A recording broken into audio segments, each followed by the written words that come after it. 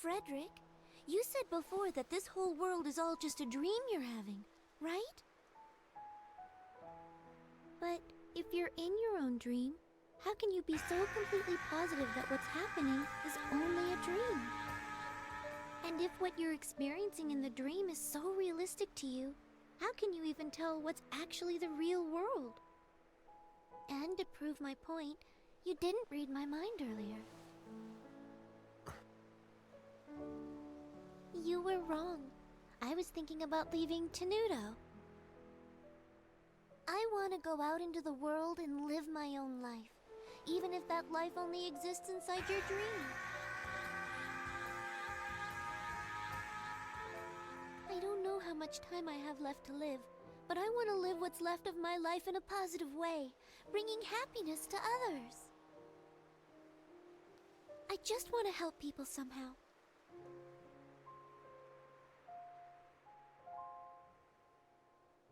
Like these flowers, even though people call them deathlights, they still blossom and struggle to live on.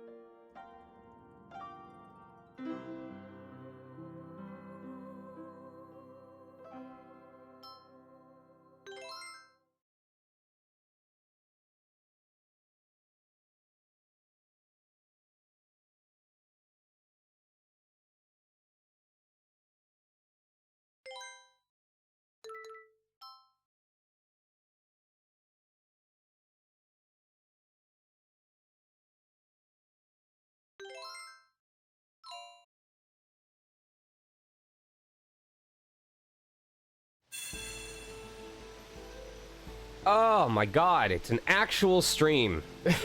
We're actually back. Hello, everybody. Welcome to what is one of... Let me count how many. Maybe one of 2 streams for the remainder of August. Potentially 3. I'm also debating if I even want to stream tonight because I am double booked tomorrow, starting at 12:15 and ending at 5 o'clock.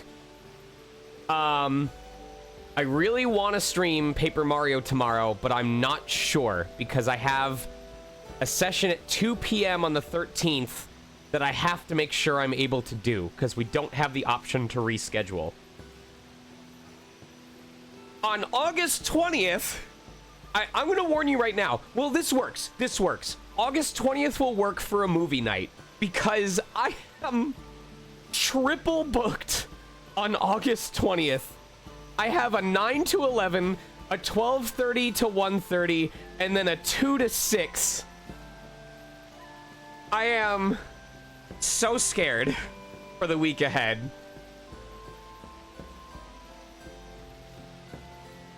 Yes, let me at least turn my webcam feed on. There we go. Hello, everybody.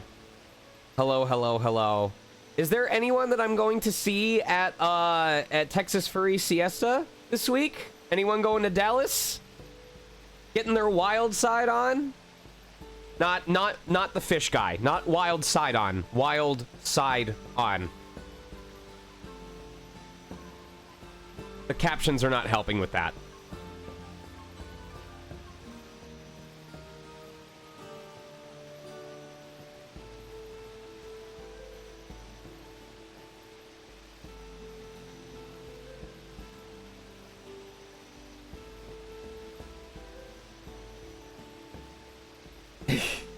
How goes? Yeah. So I got back last night from Utah Retro Game Expo, which was pretty enjoyable. I loved the energy there, and oh my god, the food that they served for us, like, it wasn't fancy, but it was really good. Like, our lunch on Friday was, or our dinner on Friday was pita bread with red pepper hummus, and then yellow cooked rice with salmon in a white wine sauce, sauteed steak and vegetables, and grilled chicken. Oh my god, it was so good. It was so damn good. So I am home today up through Tuesday, and then I head back out to Texas for a siesta. And in about a week and a half, my wife and I are going to be in Corpus Christi, Texas for Windbloom Festival. And here's why you should come to Corpus Christi, Texas for Windbloom Festival. Not only is it the first time in over a year that the Genshin Impact candles will be back in stock, but it is also the debut of her wax melts. Good timing on that, honey. The debut of her wax melts. I think, which scents are these? Are these Electro and Pyro?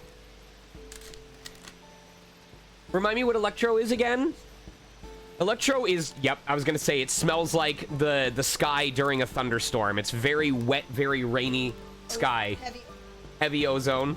And then this is Pyro, which is spiced apple cider? What? Spice. Like the stuff I got drunk as fuck on at Thanksgiving? Oh, fuck. You're kidding me. As we approach fall, y'all, the D-Luke-inspired Pyro wax melt and candle smells exactly like spiced cranberry cider. Holy shit. Wax. What makes that different? Soy wax. What difference does that make? I don't understand the difference between soy and paraffin. Some.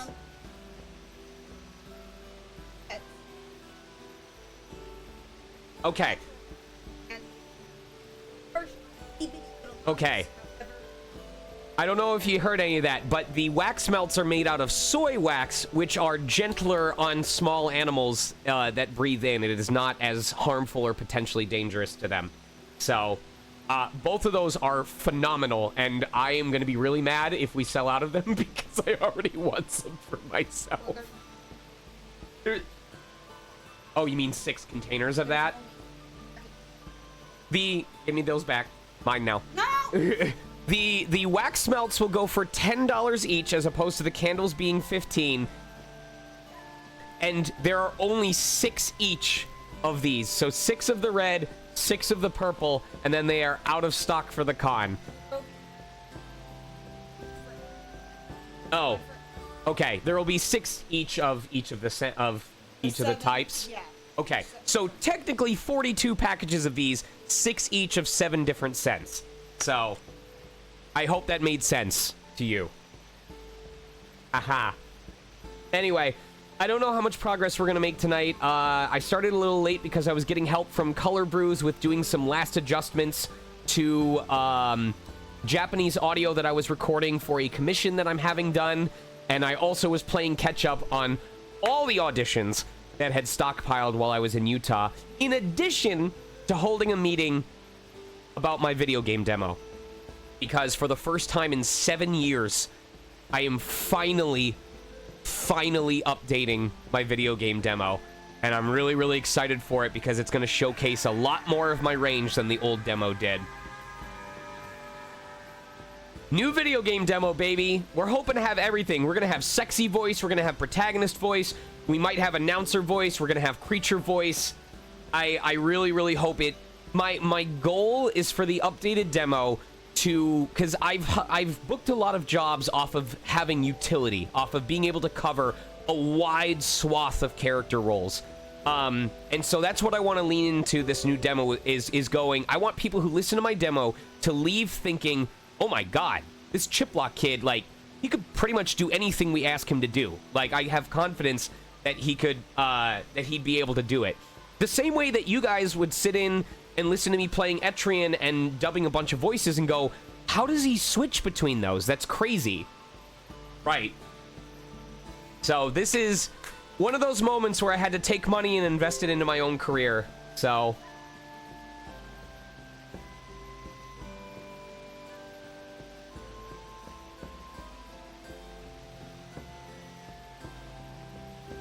Anyway, how often should you update your demo?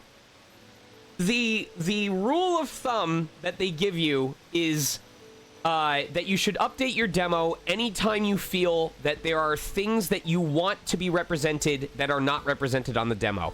If you have learned a new skill set, if you are able to, if you've improved voices or improved your acting ability, if you listen to your demo and go, I don't feel this adequately represents what I am capable of now, then it's time to update your demo. That being said, what I would recommend, what I've been told, is that every 2-ish years, you should listen to your demo and ask yourself that question of, is the two main questions you should ask are my 3 strongest vocal options present in this current demo? If your 3 strongest options in your current state of skill are not represented at the beginning of your demo, you should consider remaking it. And then additionally, if you have improved enough or adapted enough, or if your voice has changed enough that demo no longer accurately represents what you are capable of or what you can regularly perform, then you should consider updating it. I have been lazy about that fact because I have always been of the camp of clients care more about what you are able to do on their audition than what you do on your demo, because clients want to hear what you will do with their project. They don't want to just listen to a demo and go, okay, we're going to book them off of that voice. However, there's an increasing frequency of cases where clients are strapped for time, or they don't need it to be perfect, they just need it to fit an archetype, where I have been emailed by studios going, hey, send us a relevant demo that matches this character type and point us to where in the demo we can hear a voice that fits that character type. That has happened multiple times over the years. So I am hoping to have a demo so that next time they're like, okay, we need a character who has this accent, or we need a character who is medium-low vocal tone, or is brutish or aggressive, that I can slap that video game demo into the email response and go, check out Evo moment number 37 in my video game demo. That's your guy. That's who you want.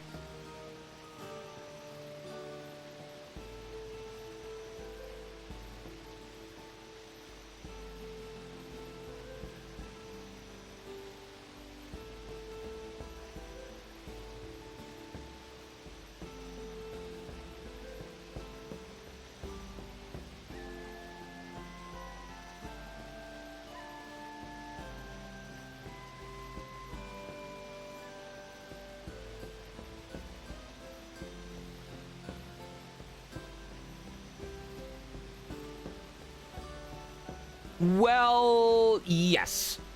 Just be careful about genre. Make sure that if you are talking like a video game demo, that it's genres of video games, not like a demo that has commercial and promo and video game and educational and TV animation on the same demo. Because that is so broad that it's not going to help you. So yes, you can have an animation demo that covers genres like comedy, action, drama, children's animation, stuff like that. Yes, you can have a video game demo that covers genres like shooter, JRPG, simulation, stuff like that. Right.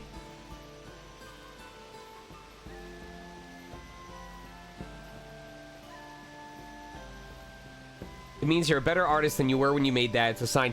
I live that, Lazasta. I personally do not listen, with rare exceptions, I don't listen to auditions that are older than like 6 months unless I feel like I've like hit a good stride, because I am always taking workshops. I'm always trying to improve. Even now, when I was in Utah, I was talking with folks about if I were to return as Reen in Farewell O Zemuria in Kai no Kiseki, I think. If I were to return as Reen, I already know how I would intend on playing him. Obviously, if the situation is radically different and I have to adjust my approach to him, fine. But based on what happened in Reverie, based on my understanding of where the character sits emotionally and spiritually at the end of Reverie, I have a solid idea of what I want to do for Reen if I come back in Kai. And I'm so excited for people to hear it if that's the case.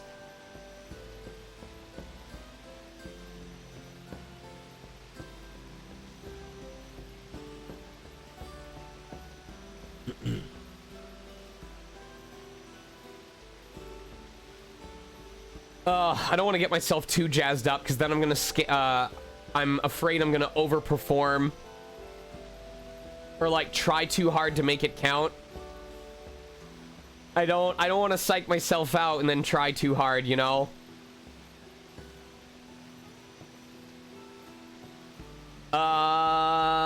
Also, is there anyone in chat right now that is planning on going to TFS, to Texas Furry Siesta? Because the next part I was going to bring up isn't relevant if no one in chat is going there. I am enjoying the game. The battles are a little repetitive, but that's also because my team is broken.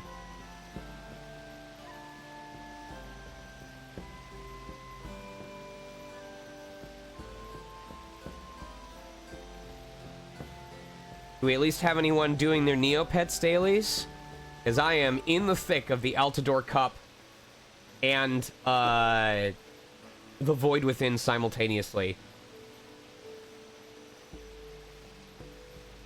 I would love to go to TFF proper someday. That would be really cool. Anyway. Yes, Killian, because I keep forgetting to do my dailies, and it pisses me off. It has been like 3 weeks since I've gotten a weekly, and it's because I keep forgetting to do one of the dailies at some point. And it's always on the 6th day. It's always on the 6th day. And I go to the 7th day when I should be redeeming it, and I notice that my progress reset, and I get so goddamn pissed off. So pissed.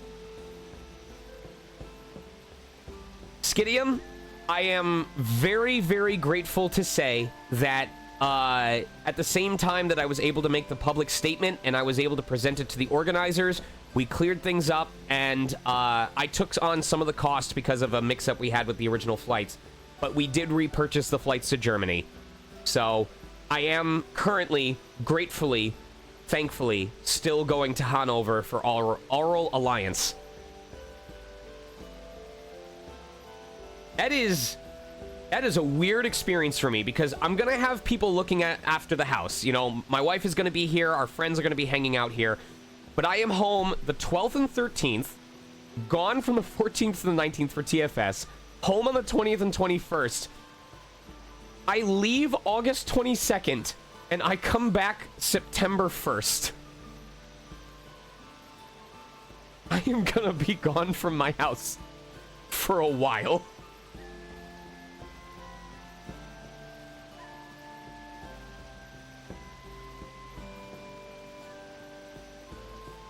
But I'm very thankful that we have lots of friends willing to look after the place for us.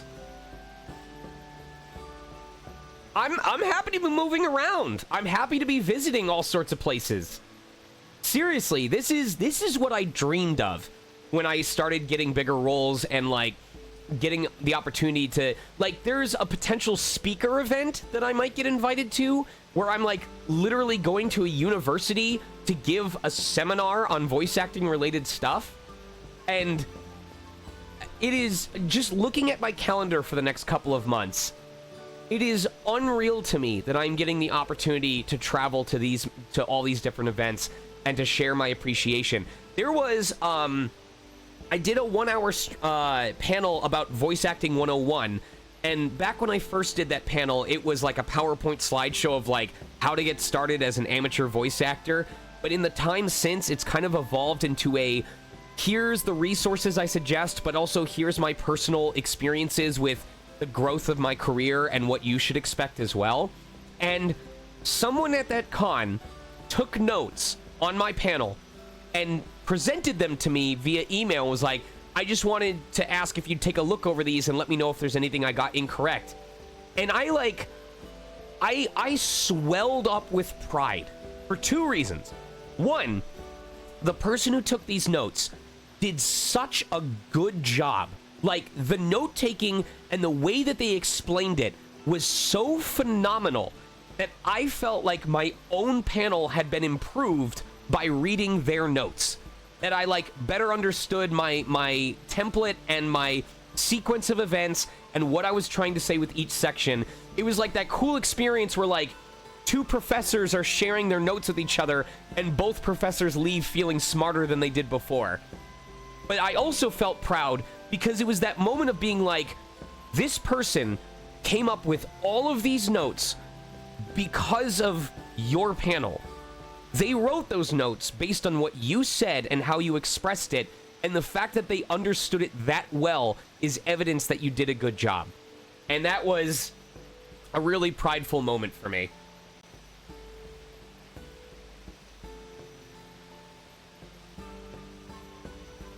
Oh my god, please. I was called Sir twice during Utah Retro Game Expo, and I hated it. I absolutely hated it. Top 3 things that will drive me crazy if you call me them in person. Please don't do it. Sir, Mr., and Mr. Chiplock. God help you if you say Mr. Chiplock, sir. I will pull your intestines out through either end. What if you do it? Only in the bedroom, honey.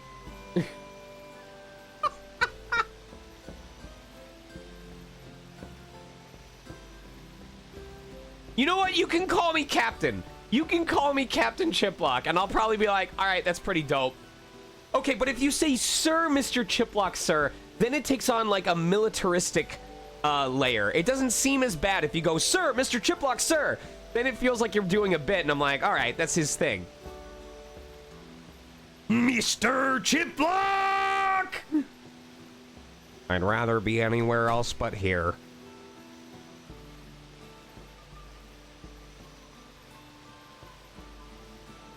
Dude Lock. What's up, Dude Lock Brosef? How you doing, Manlock? Manlock Bro Dude Chad?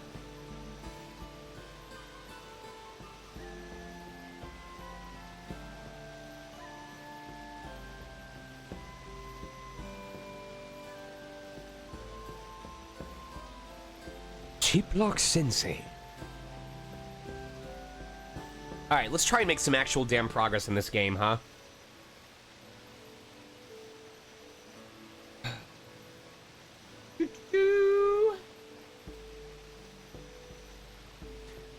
Oh, right. We were about to enter this thing right here. You're not one of us. How'd you get in here? Oh, I see. Jazz brought you.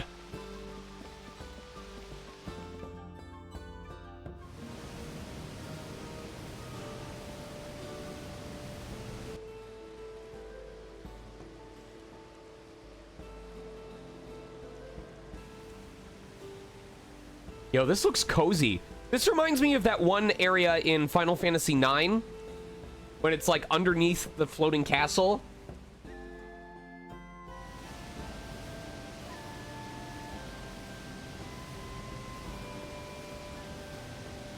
It's inside a cave, huh? Wow. It's nothing special on the inside, really. Anyway, let's go on in.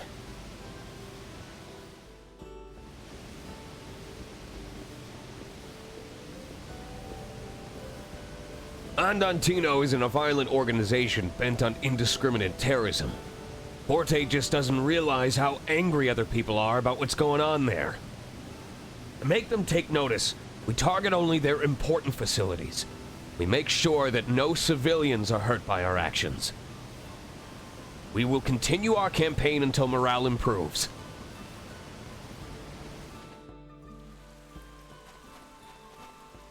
I think the desire to free people from oppression is very noble, but I don't want Etude to throw his life away. What's the use of freedom if it costs you your life? A world of freedom is meaningless to me without him. I smelled honey. I love eating bread with honey. That's great.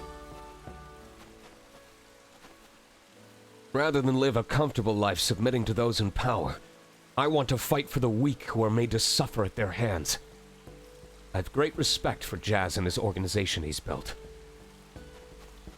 I just hope he doesn't do anything foolish.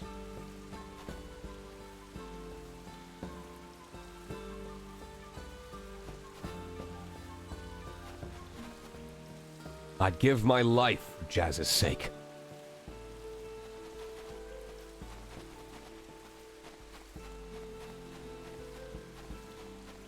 Damn, he likes Jazz.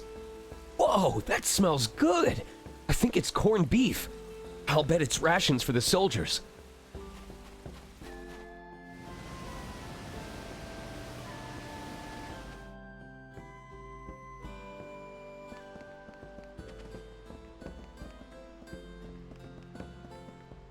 Welcome to our infirmary. It isn't that big, but we're equipped to handle just about any injury. In an organization like this, it's not unusual to see patients with serious injuries. It's my job to patch them up before their young lives bleed out of them. Lately, I'm seeing a lot of youngsters glorifying the idea of becoming martyrs for the cause. You can't build a future if you're not alive to do it. Death is not glamorous. What? Are you hurt? Rest here for a minute, then. You did, Booms, actually. You missed all of the con talk. It was me asking if anyone was going to be at TFS, because... I'm glad you brought that up, Vim. I'm in the process of asking for a schedule from the organizers, so... I expect to be very busy during TFS, because I asked them to schedule table time, panels, opening and closing ceremonies, and photo ops, specifically. I wanted to give people at least one opportunity a day to come get photo ops with me, because one of the things I was worried about is, do I bring Pommy to my signing table? Do I risk getting marker on him by wearing him while I'm autographing things? And I decided that wasn't worth it. So instead, I'm only going to be as myself when I'm at the autograph table, but they're still putting them in. I would check the digital schedule. Anyway, I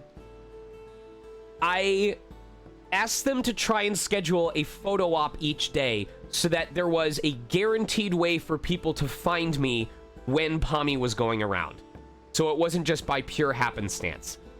So I'm really leaning in heavily to the whole guest of honor thing and trying to give folks a chance to interact. So I expect to be doing panels, parade, opening ceremonies, photo ops, table signings.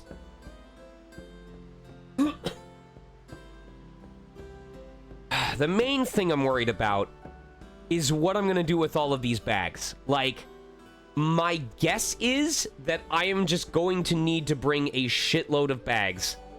I think I need to bring my tote bag with my prints, my luggage bag with my other prints and my suit, and make that fit somehow. I don't know how I'm going to make this fit. I don't know how I'm going to make this fit.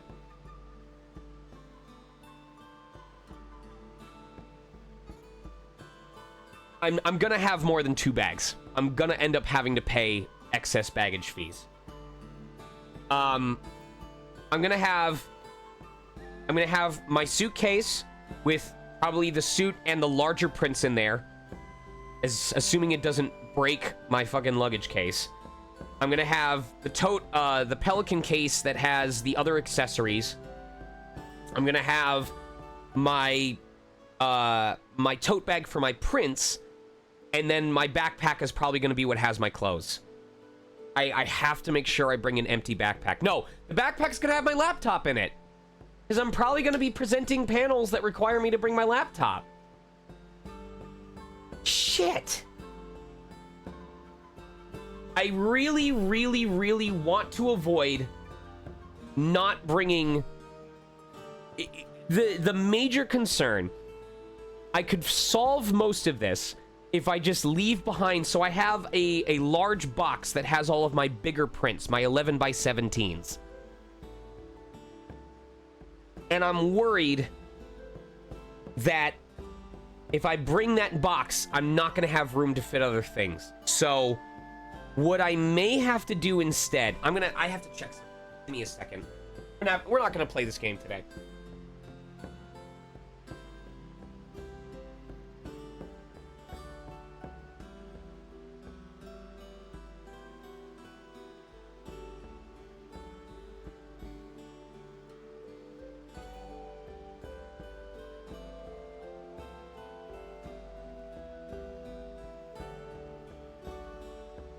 Okay, so I think the way I'm gonna make this work, for the sake of making sure I can fit everything, is I can't bring all of the large prints that I normally bring. I can't. I would like to in order to maximize my ability to sell stuff, but that's not the focus of the con for me.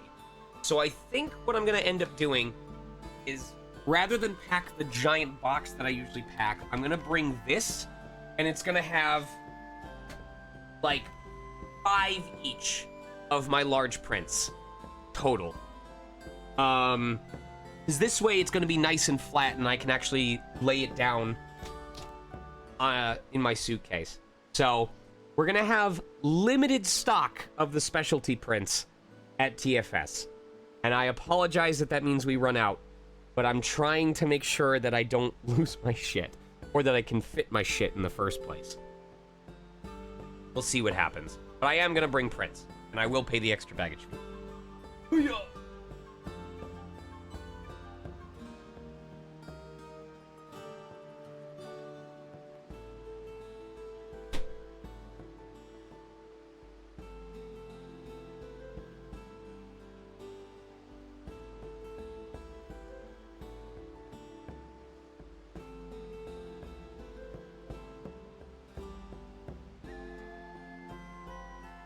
I made is custom.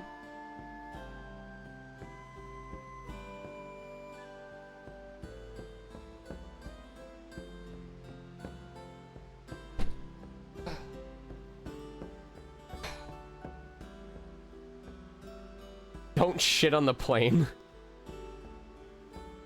I try whatever is necessary to not... I can pee on a plane. I do not want to take a shit on a plane. Oh my god. Never take a shit on a plane if you can avoid it, because the toilet paper sucks, and there's not enough space to, like, spread out, so, like, everything's... It's so bad. So bad. Also, try to avoid picking a seat that's near the lavatory. Lavatory? I don't know, because you don't want to smell shit for the entire flight. How often do I have to go in on a plane? Largely depends on how long the flight is. If the flight's over 4 or 5 hours, I typically do need to pee at least once or twice, especially if I'm staying hydrated. And I try to stay hydrated because the cabin pressure, the cabin air will dry your throat out real quick. But going to the restroom on a plane is an exhilarating experience. Not sure if that's what I would call it, but you know what? You do you. Whatever works for you. Going to pee feels like a high... No, for me, it's the fact that the plane can be smooth sailing for 3 hours straight, and the moment I decide to go pee, that's when they decide to hit turbulence. I'll be sitting like this for 2 hours, and not a damn thing will change. And then as soon as I'm standing up in front of a toilet trying to aim, I'm going like this because of the plane moving through the air. Every goddamn time. I swear there's probably like a little switch or something like on the side of the lavatory, and whenever an airline hostess or person knows that someone's in there, if they want to have themselves a little giggle, they just flick the switch and it vibrates like a Wiimote. Just...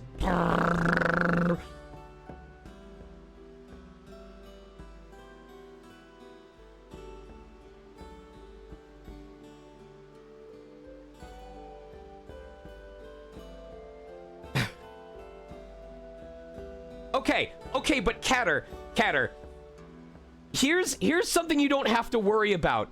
For those who identify as female, or without getting into too much detail, for someone of my gender expression,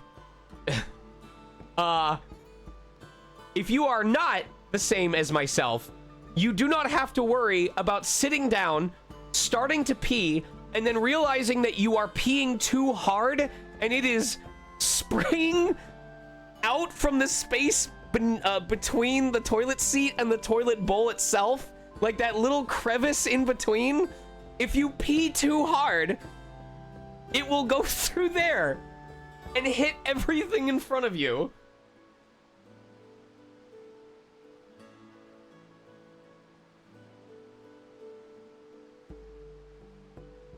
Oh, that has happened to you. Great.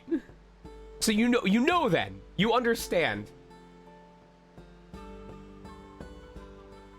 Killian, that is... Thinking about lavatories being gyroscopic is so strange to me.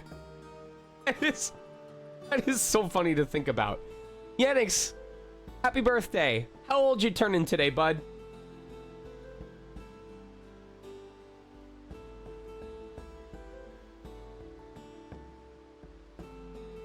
$26.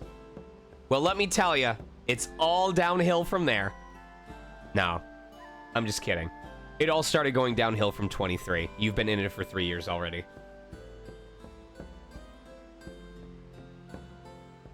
I know of that rapper name.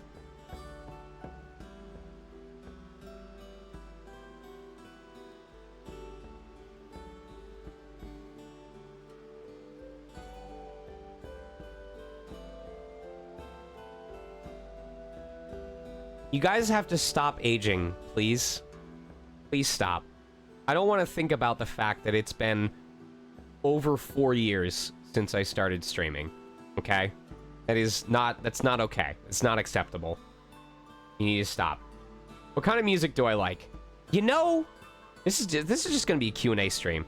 Honestly, I will try to make some progress, but I hope you guys won't mind if this ends up being a very casual stream, in particular because this is the first proper stream I've been able to have in, like, a month. So,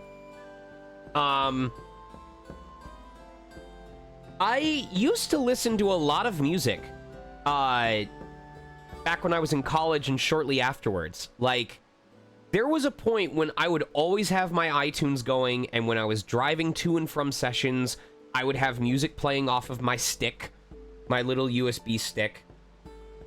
And it's something I've been aware of as of late, that I don't really listen to a lot of music. And it's not because I don't like it. This probably wasn't the answer that you were expecting. Like, chill hop is something I really enjoy listening to, but trigger warning for people that are listening in. You might want to give yourself a 2-minute break. I have listened to so much chill hop at this point that I recognize the majority of the songs that play. Like, when you listen to a playlist so many times that even though it has like 500 songs, you pretty much understand, oh, I'm hearing that one for the 20th time. I'm hearing that one for the 25th time. And there's some songs that are so, like, reflective and, I wouldn't say melancholic, but they just kind of have that late night self-reflection vibe that I've almost started avoiding them because they start to make me think about, like, human mortality. And it makes me really sad, and I wouldn't say uncomfortable, but just kind of... What's the word? Not sardonic. Hold on, I gotta whip out a dictionary here. Would it be fugue?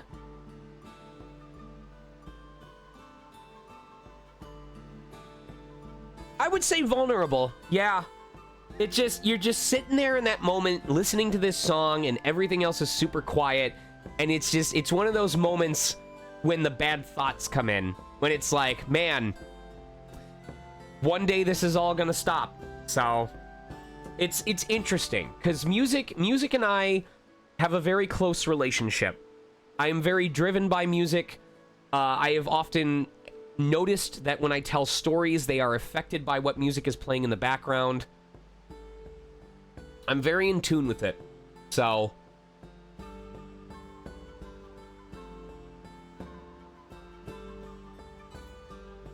Booms, I'll be honest with you. I drink socially, but I don't need to drink. I wish I could give you a justification for why I drink when I'm in room parties and stuff like that. I'd say the one time that I do actively drink is when I'm on, like, party floors at furry cons, because a lot of the party floors have, like, themed rooms, and they have, like, fancy, unique concoctions, and I want to try them. Like, I want to try what a Pinkie Pie margarita tastes like, or I want to try what an Ecto Cooler vodka tastes like, or stuff like that. But I have found the majority of the time, like 85% of the time, when I have an alcoholic drink, I just go, yup, tastes like alcohol. So I could probably stop drinking socially, and not only would people not care because our generation is so past that, but I probably wouldn't feel any like I was missing out on anything.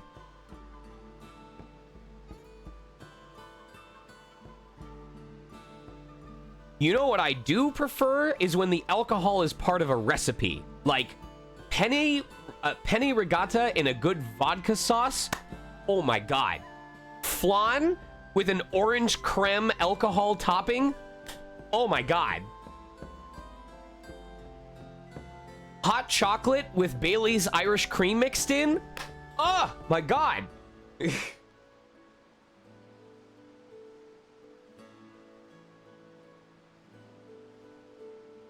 It's true. And when Sage makes Traveler's Stew from the D&D cookbook, they use Guinness in it as well.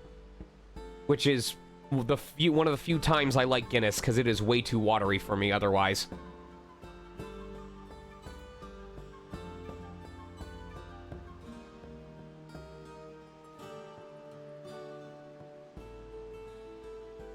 I wish they made Neopets mac and cheese. I really need Neopets mac and cheese. I bought some mac and cheese shapes earlier this week. Okay, but the Kickstarter just ended, so I feel bad because I should have brought it up. But they just finished up a Kickstarter for a Neopets-based D&D campaign. Like, a rulebook, a monster guide, starry dice, everything. I should load it up. Hold on. Here we go. I just like it because we're finally getting new art of these characters. Look at this. Look at this. I backed this. Look at this dapper motherfucker. Look at this cutie.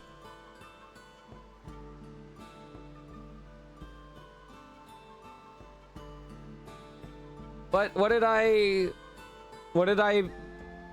back it at? Hold on.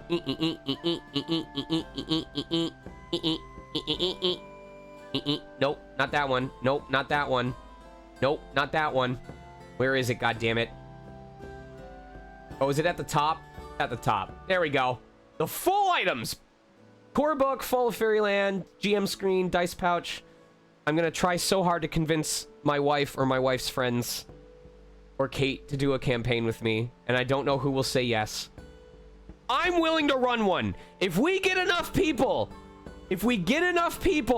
at a con that I'm going at, I will do a one-shot Neopets D&D campaign. It'll be Dungeons and Darragons. Let's go. Dungeons and Darragons, baby. Oh my god. The campaign writes itself.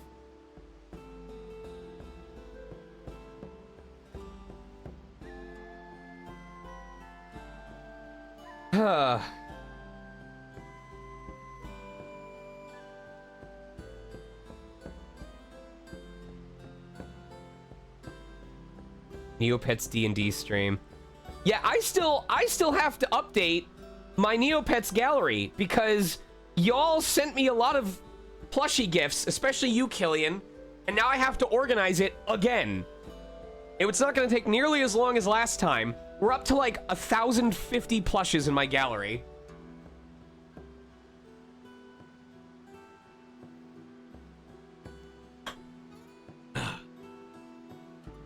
Anyway, let's try and make more progress.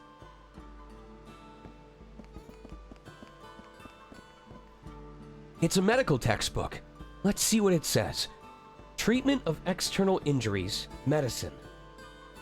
Mineral powder produces fast results. It causes heavy side effects. Floral powder takes some time to work, but has no side effects. There's a lot of medicine here. Of course, there's no mineral powder, though.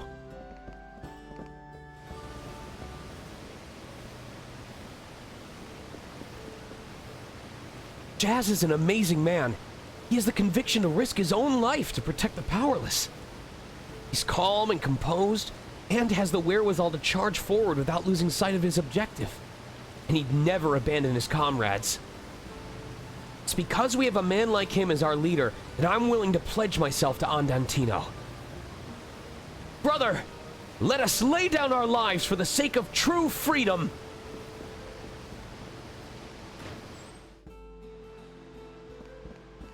Hey, what have we here? Oh, it's nothing.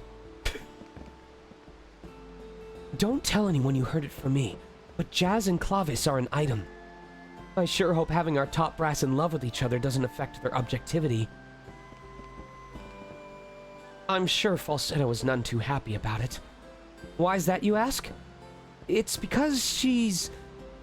well, anyway, there are a few reasons. Clavis is definitely the spy and is using their relationship with Jazz as an in. What do you want? Score piece, huh? Why should I do that? Oh, fine.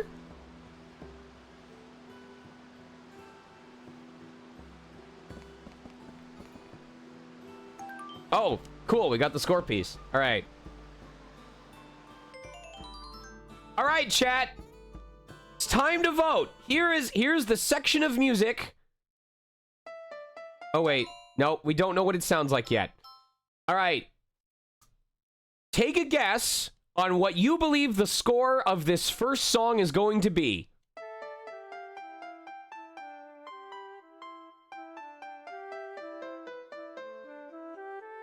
We're not doing predictions. Just keep tally. Give yourself a point if you end up being correct.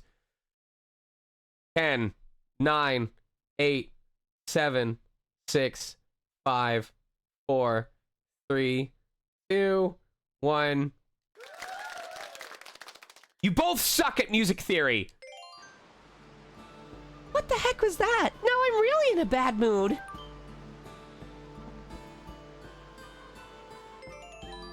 All right. Second round. What score is this music piece going to get?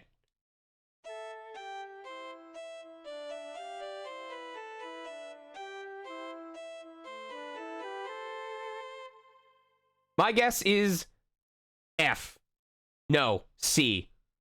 5, 4, 3, 2, 1. Oh, I should have stuck with my change. That was terrible. You owe me an apology.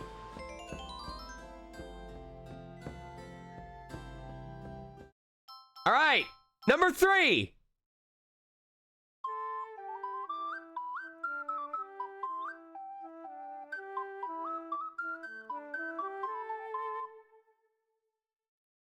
Because that made no sense, I'm gonna guess A. 5, 4, 3, 2, 1.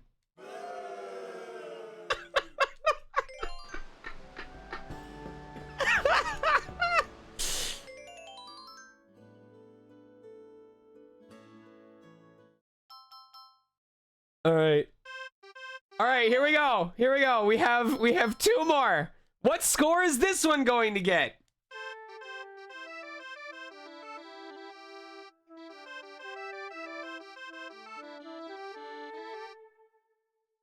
That sounded fucking awful. 5, 4, 3, 2, 1. C rank. Damn it! I don't think there is a D. I think it's A, B, C, F. All right, last one.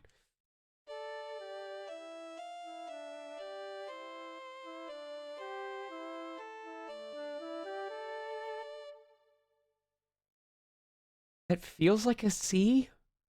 5, 4, 3, 2, 1. God damn it. I didn't get a single one right. Fuck.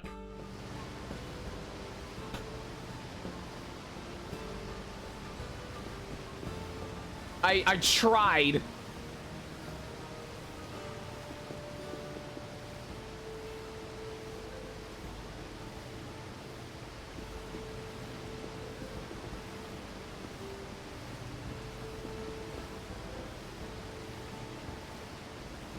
Men aren't the only ones who come here to support Jazz.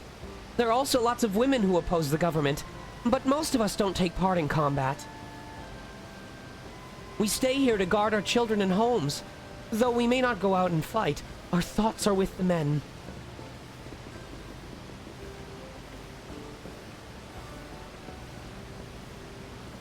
What was the point of this? This doesn't even lead to anything. Why? There's literally nothing to climb up or do or anything to collect. It's just a little dead end.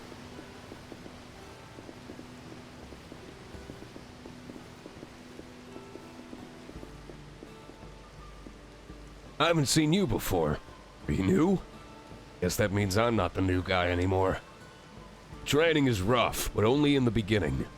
You'll get used to waking up early. Don't worry. Feel free to ask me anything. Just follow my lead and you'll be fine. This whole place was originally just the passage to Lento Cemetery. When we first came here, flowers bloomed everywhere. Simile flowers. They glow in the dark and are really beautiful. But as the town grew, they gradually decreased in numbers. You don't see them anymore. No. This is not my Jonah Scott impression. Excuse me. This is my Jonah Scott impression. I'll do Jonah Scott's voice in the next one, okay? I have to make sure I don't go too much into surfer voice. Alright, let's see what happens. Let me go over here and talk. People say monsters inhabit Lento Cemetery. It's an ancient legend in this land. Most people believe in and fear those kinds of things. That's why we built our hideout here. That's my Jonah Scott impression.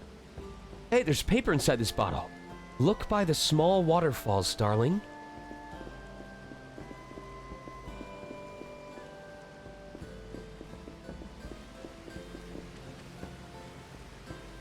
Take a look around. You're sure to find something you need. Eternal Jonata. Give me that money. Give me that money. Give me that money. Give me that money. Oh yeah, baby.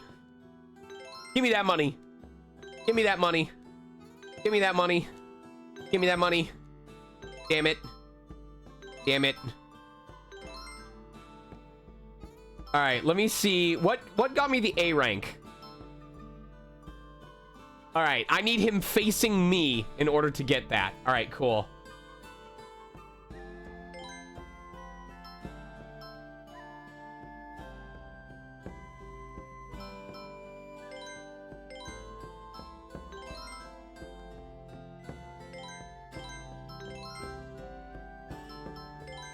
I hope I never have a power stroke. Are you kidding me? Want to see how hard I can stroke?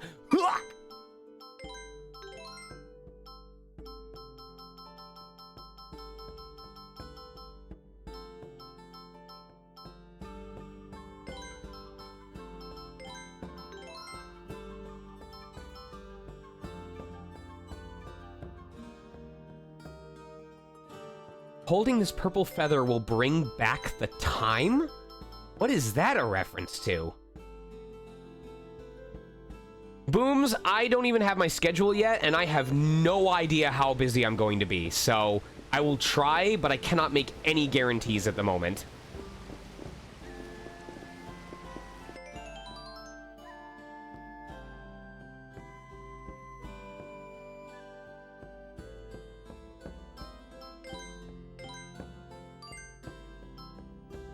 Dang, what? Oh, she's suddenly good now. I've been using, right, so far it's been her, Viola, and Allegretto. And now that she has a chance of slowing the enemy?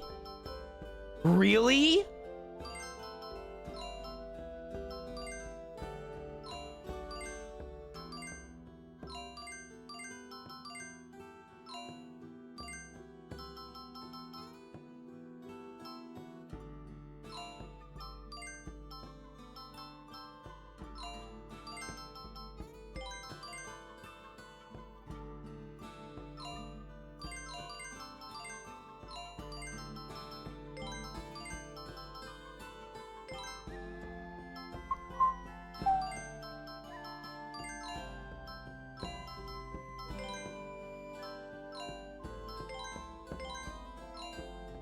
Right?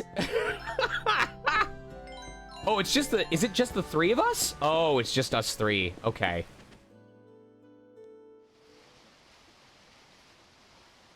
Why aren't we attacking Forte?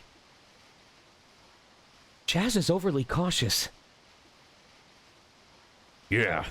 We're just gonna have to take matters into our own hands. Right. It's time to put our plan into action. Shh! Keep your voices down! But can we really pull it off on our own? Yeah. It'd be nice if we had someone to back us up if things go sour. How about asking Etude? He can hold his own in a fight. Etude practically worships Jazz. You really think he'd go along with this? I'm sure of it. Knowing him, standing around doing nothing like this is probably driving him nuts. That's the kind of man he is. Sounds good. All that's left is to pick a time to enact the plan. According to intelligence reports... What are you three doing? Falsetto! Nothing, ma'am. Well, we're done cleaning the room. Guess we'll head back now. Yeah. Please excuse us.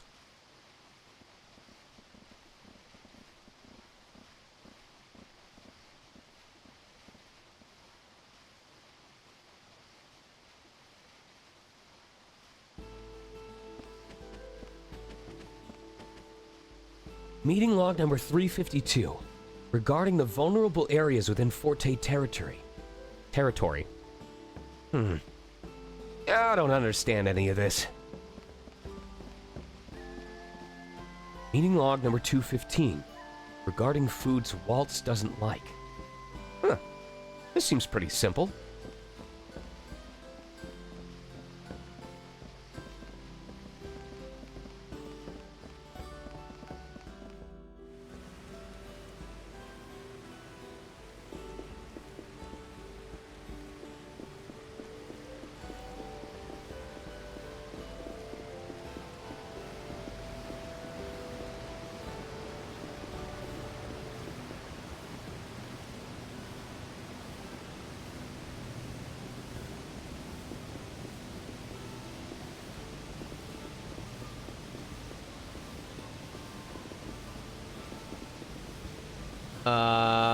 Okay.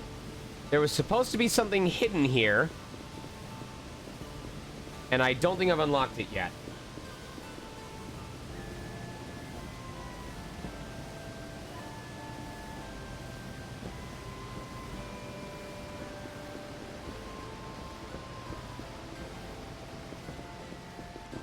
I might have to keep going and check out something else first. Don't tell anyone you heard it from me, but there's some nasty rumors floating around about the mineral powder. For example, have you heard the stories about the test subjects that took it before it was sold? They say it fried the brain of the first guy who tried it. We now know the mineral powder was developed at the cost of those victims. I don't think Forte citizens know about that.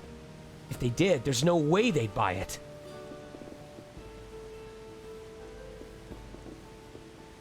Hey, there's a note stuck in here. Search around the stone pillar. There we go. That's the one I needed.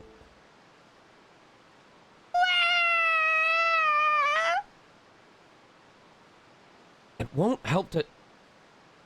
Oh. It won't help to cry about it. Yeah, but What's wrong? Oh, hello, Falsetto. Well, take a look at this.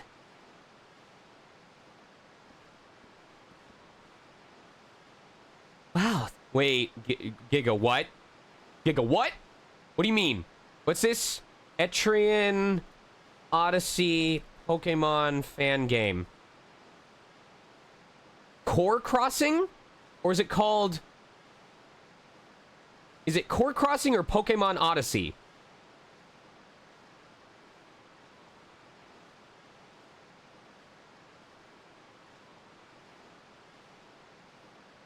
Alright, hold on. wow, this is unusual. It's a simile flower, isn't it? I didn't think any still existed. But it looks like it's wilting. Yes. We don't have any water for it. Bitch! What is that in the back of the room?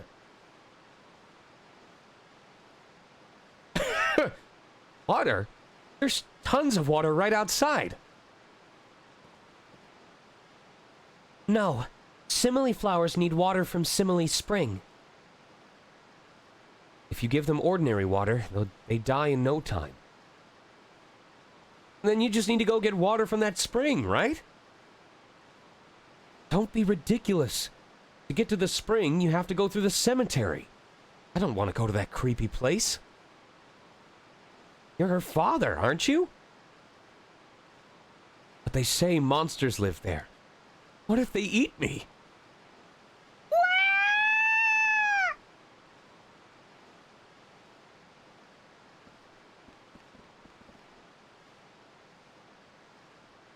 It's probably Dasani water. That's why they refuse to use it.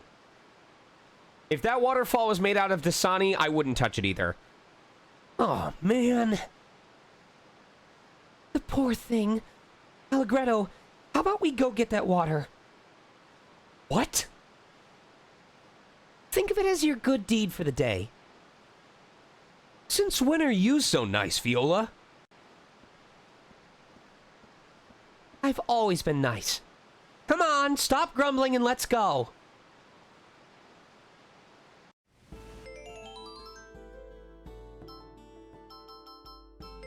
All right. Hold on. Let's get this window open here real quick. See what's going on here. Window capture. All right, let's take a look at this. Let's see what this looks like. Yes. Okay.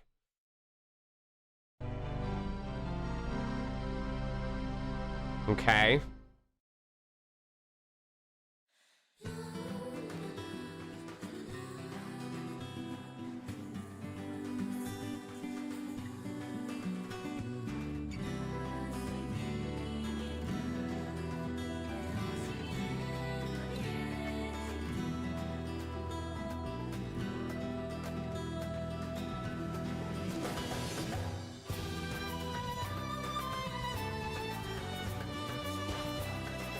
I don't know how I feel about this yet.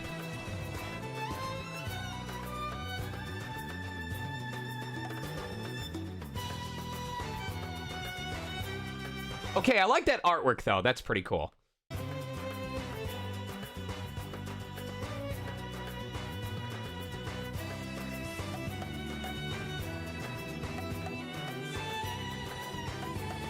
Oh, I like her. That art is really cool. That gives me Hexer vibes from the first Etrian.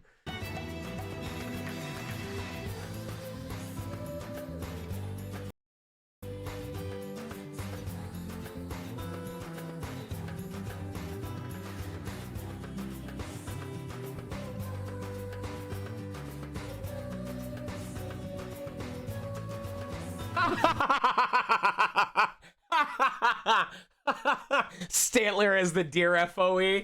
Oh, that's good.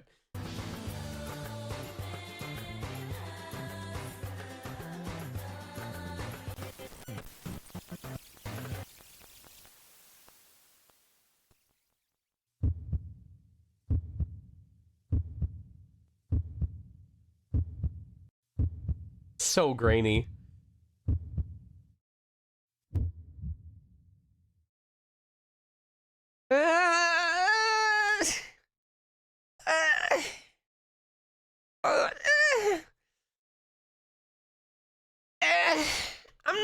I'm not sold on it. That definitely reads more Pokemon than it reads Etrian Odyssey.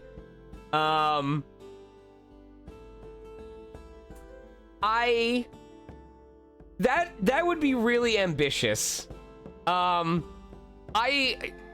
do something like that that's a pure crossover, you'd need to have like it would need to have the party building of Etrian Odyssey 5 or Etrian Odyssey, where it's like you can have up to 5 Pokemon in a squad. Like you can command them what to do, but it is a party of 5 Pokemon. But it also means like each Pokemon would need to have its own skill tree of abilities, and that is so much work. So this really reads as a Pokemon ROM hack with an Etrian Odyssey plot and aesthetic, which is cool. In the same way that folks who like Persona but want to get used to Etrian Odyssey world and style may do Persona Q. Yeah. Again, this is the same thing that made Persona Q a disappointment for me, was because I wanted an Etrian Odyssey game with a Persona theme to it, and I got a Persona game with an Etrian Odyssey theme to it.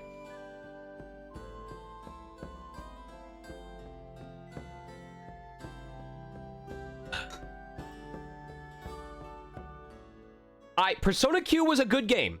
I will be the first to tell you that, balancing aside, Persona Q was a really charming game, and I enjoyed the voice acting, and I enjoyed the graphics, and I enjoyed a lot about it.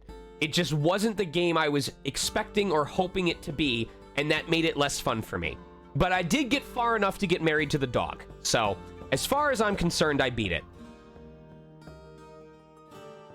Well, I own Persona Q2 in the limited edition box. It is, I'm pointing to it, right there. If you look on the right side, that reddish box that's like halfway down, that is the Persona Q2 box.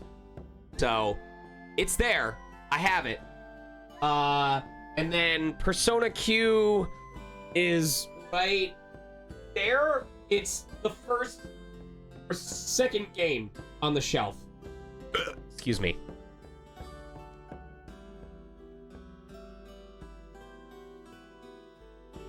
You guys, oh my god. Do you want to know what I spent half an hour doing while waiting for my plane yesterday? I went back through each of the classes in Etrian Odyssey 4 and made plans for my party comp.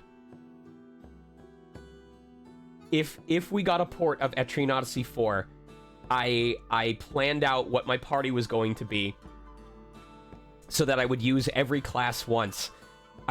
We don't unlock some of these classes until later on, but I would plan to have a Landy main class with a Bushi subclass, an Imperial main class with a Rune Master subclass, a Fortress main with a Dancer subclass, an Arcanist with a Medic subclass, and here's the major change: a Sniper with a Night Seeker subclass. Because I specifically remember when I first played the game, I had a Night Seeker Bushi or something like that, because I wanted them to be able to do mass amounts of damage with the enemy having status ailments on them. But when I looked at the classes again, because I don't know why. I don't know why I didn't give Sniper pay attention. I think it was because the Sniper was like bind focused, and I'm like, oh, well, I'm already applying binds with, other characters. Maybe I did that. It's Helter Skelter, Vim, because I couldn't remember. I think it could have been a Landy Imperial. It could have been an Imperial Landy. It could have been a Landy Bushi. I don't remember the exact combinations. But when I looked up the Sniper, and I realized, I think that is probably what threw me off, is because I had remembered from reading old classes that some of the earlier versions of the Rangers, the Snipers, they would have passives that gave them a chance to crit on normal attacks. So I'm like, I'm using skills. I am dumb because the sniper in Etrian Odyssey 4, their class passive gives them the ability to critical hit on their skills. It might just be on sniper skills, but still.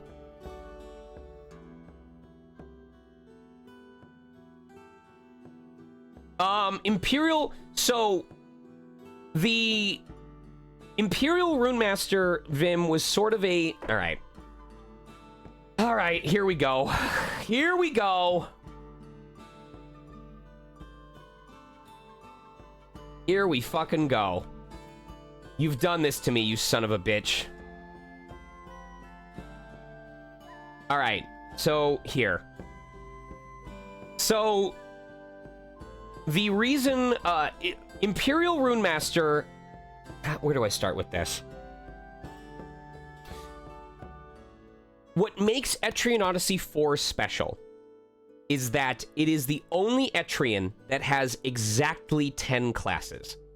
Which means, even though this is a game or a franchise that is supposed to make you feel like you are missing out on something, regardless of your party comp, Etrian Odyssey 4 is the only Etrian game where it is possible to have a 5-man party where every class is represented once, between main and subclass. 5 main classes, 5 subclasses, all of them can be present at some point. So Imperial Runemaster came about as a result of, first of all, the classes that I knew I wanted to have to begin with. Case in point, Fortress Dancer was an obvious one, because I want the defender to be really good at evasion. They tank all the hits and dodge all the hits. So that one was already set in stone. So Fortress is out, Dancer is out.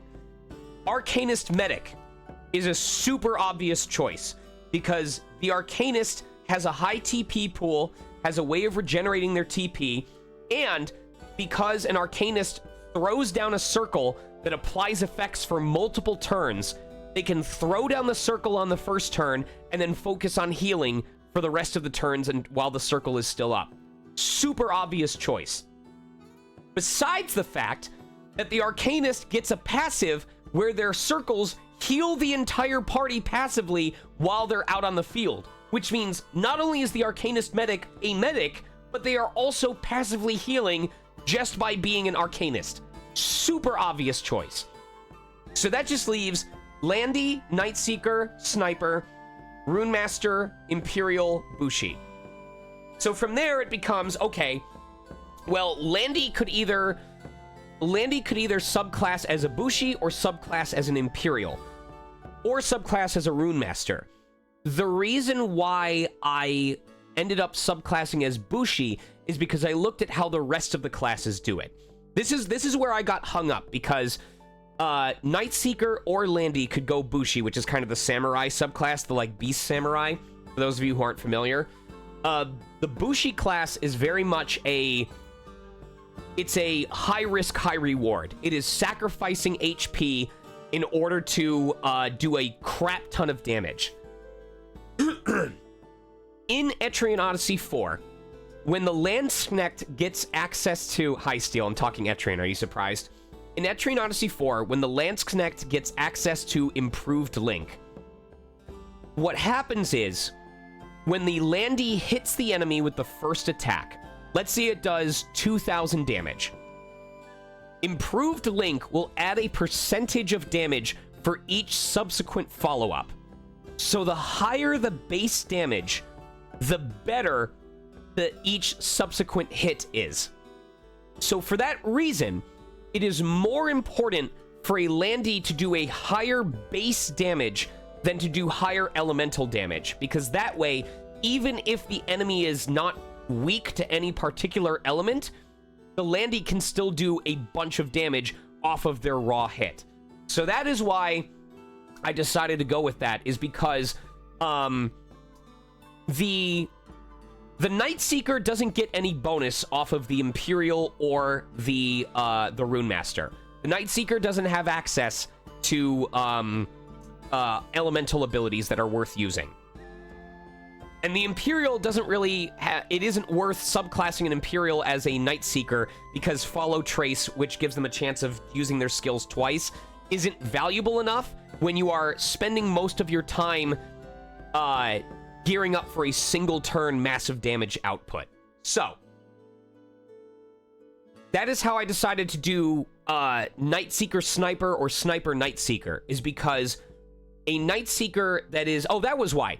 Was because the Night Seeker has access to status ailments, and the Sniper has access to binds. So, that way, they became the debilitator of the team. So if I switch it and I make it Sniper Night Seeker, then I have the Arcanist can focus on the status ailments because they have a naturally high luck chance. Exactly. So even though Follow Trace won't be as high as if they were a Night Seeker main... Thank you, Steel. Very delayed.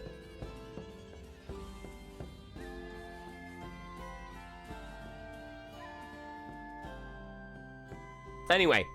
Oh, 77. Thank you. Hold on, I gotta do it. Steel Helm 77. There we go. Anyway. Even though Follow Trace or the chance of a double skill usage won't be as high as if it was a Night Seeker main, the fact that the Sniper is able to, critical hit with their skills safely from the back row is really good. And the argument against it is the Night Seeker's passive. The Night Seeker's class skill is that... I'm trying to remember if... Because my understanding was this only counted if it was the Night Seeker that had applied the ailment.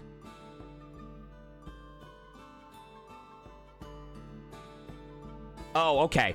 I think that was when the class got reworked. So...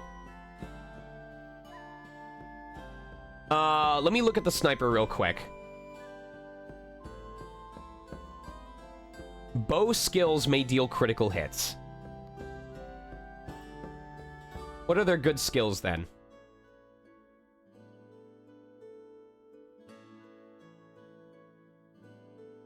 Probably Squall Volley, is my guess.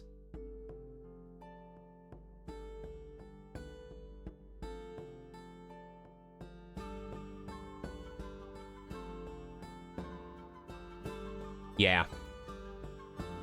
So, I would like, that is something that I would change up. You know, just so I'm not running the exact same party as last time, I would want to change this up and see what it's like to run a Sniper.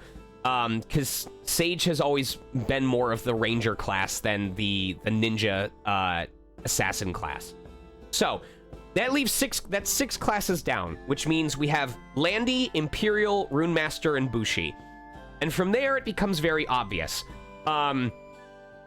The Landy gets more damage output from the Bushi because they move fast, so they are able to get the hit in and increase their evasion before the enemy gets to act. Versus, because the Imperial is very... I think that's the main reason. The Imperial is very skill point intensive. So I put a bunch of... Oh! That's why! No. That... Oh my god. I totally forgot, but this explains it.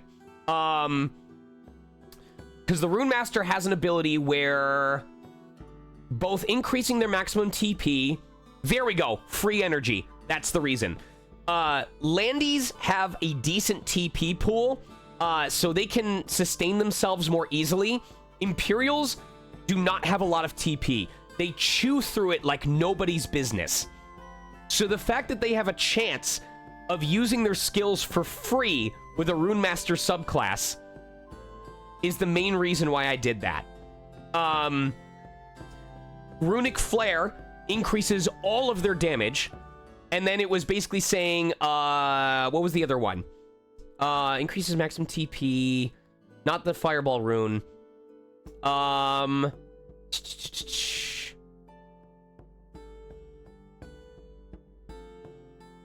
trying to remember how you block. I'm going to assume... I need to look this up. Hold on. Etrian, Odyssey, IV, Let's Play, Archive. I need to look something up. Hold on.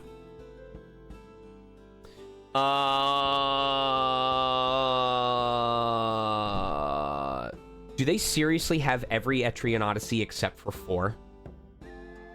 Are you shitting me right now? You are kidding me. They actually have every mainline Etrian as a guide except for 4. You're kidding me.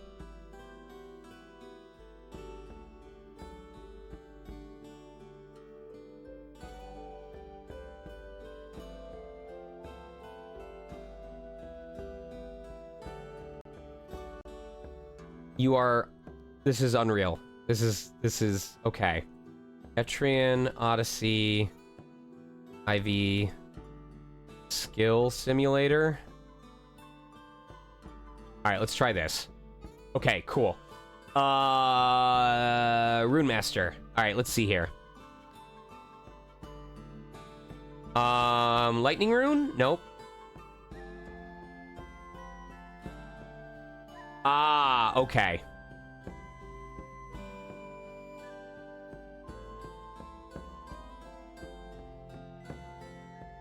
Okay. Does Etrian Odyssey 4 not give you a way of completely blocking elemental strikes?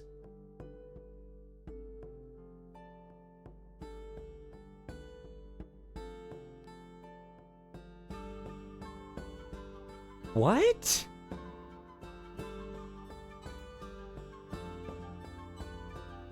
Oh, wow. And Etrian Odyssey 4 was one of the easier ones, despite not having a way of completely blocking elemental strikes?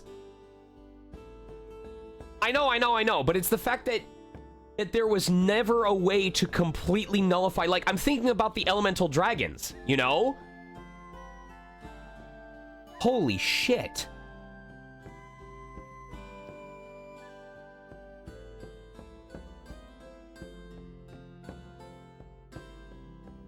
That is so strange to me.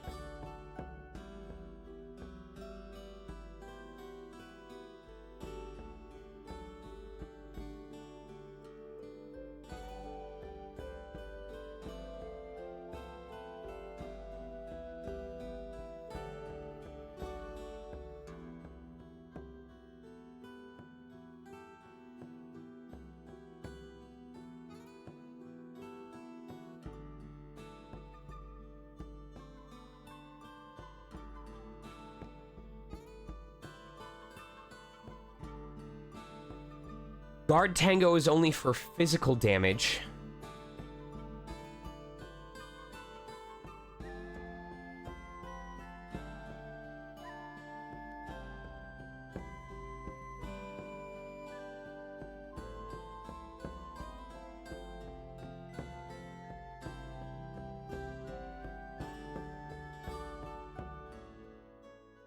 And Dance is really useful. Chance to evade attacks, does not interact well. And is overwritten by their evasion boosts. Does not interact well with Dancers or Night Seeker's speed boost? I don't understand what that means. Oh! Oh, increases action rate, hit rate, and evade rate. So I would want to use Fan Dance more than Speed Boost. Okay. And just hope that they're fast enough, I guess. That's interesting. Huh. Well, it'll be interesting to explore that, because I did not know that. I think the main reason why I went Bushi as a subclass for Landy is because Bushi, if you look at the Landy, you have to put 10 points into Blazing Link, 10 points into Freezing, 10 points into Electric, 8 points into Improved Link, 6 into that. That's already 44 points right there. If you want Vanguard in order to improve your damage, that's 50 points right there.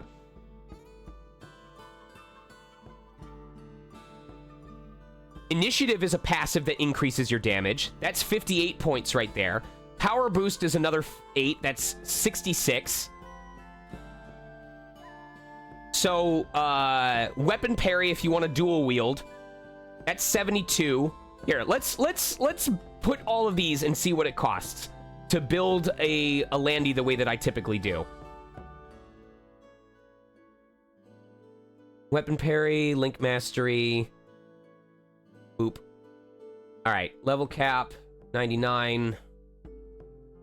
Yes, at level 99. Alright. Total.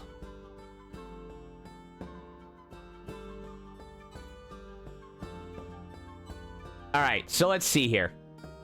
Level 99, add 99, okay. So, we've got additional power boost, we've got additional power boost. One roar.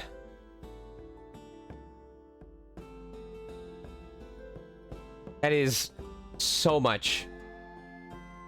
Oh, but that's still worth it. Blood Surge, okay. Endure. Defiance. Increases physical attack power. Yep. Okay. Surge Mastery. Low HP raises defense, and low TP raises attack. Oh my god. Alright. Ferocity? Nope. Strike, Fire Strike, Shockwave. No, we don't need any of that. So that's the main reason, is because Bushi does not require a lot of skill point investment if you're just going for passives, and that allows me to put all of the points I want into Proficiency, Expertise, Enlightenment,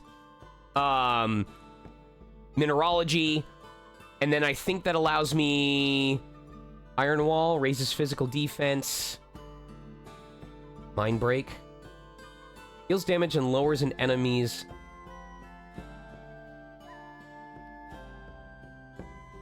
reduced to 79.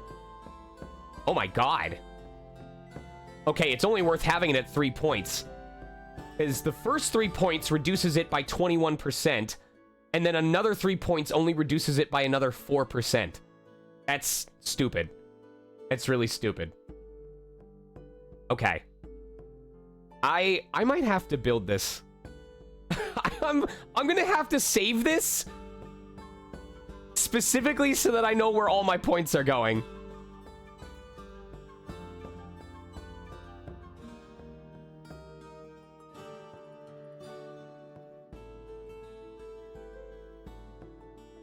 Improved Link, I have 1 point left. Oh, I don't even get to put it in Iron Wall.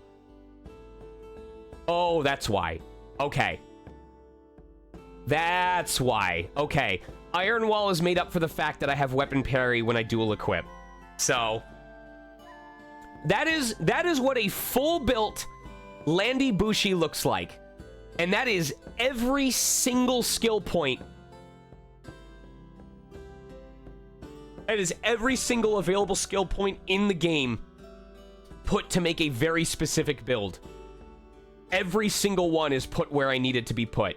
Not a single skill that I don't plan on using has any points in it whatsoever. So that is why I ended up going with Landy Bushi, because this class combo only works with a level 99 retired level 99 character. That is exact. Holy shit.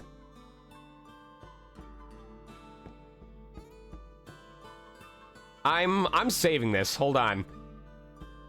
Now that I know how I need to build this, I'm saving this. I'm gonna put this in saved messages.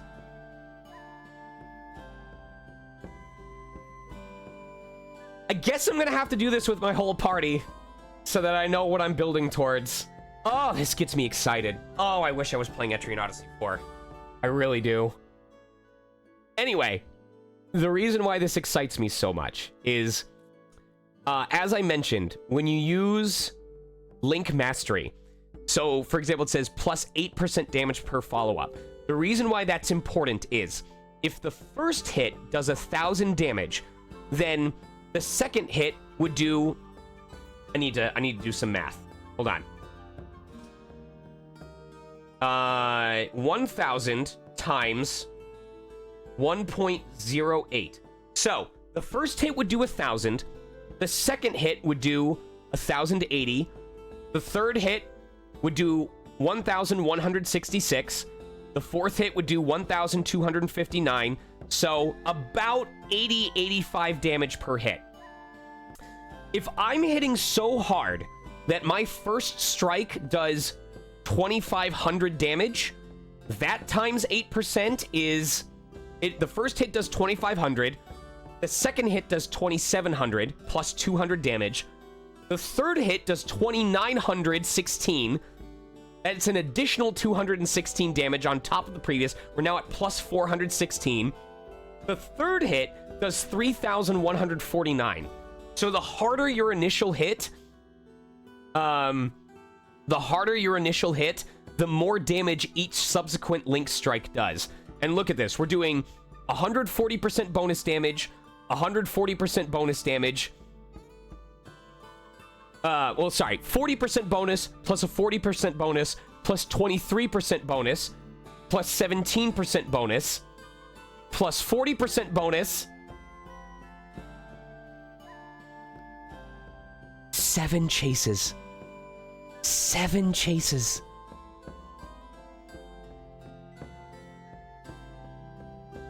That is so gross.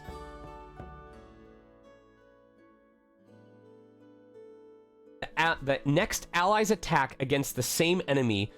So wait, I need Squall Volley Elemental Link. Will Squall Volley trigger multiple hits?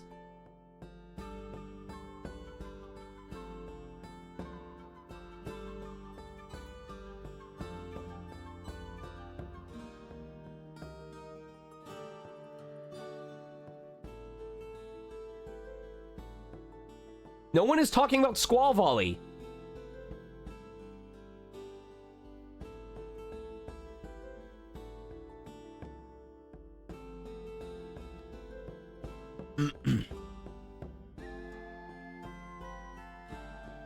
Squall Volley and any other multi-hitting attack can only proc 4 chasers max. So it can proc multiple times. That's entirely possible then. It's entirely... Okay, so as long as Squall Volley can trigger more than once, if it hits 4 times and the Imperial gets a second strike because of Follow Trace, that's entirely possible. Oh my god. Okay. So, let's go back to that example of 2,500 initial damage, right? You know what? I'll do it realistically. We'll do 2,000. I think it's possible to do 2,000 damage in a single hit. So if we did 2,000 damage with a single strike,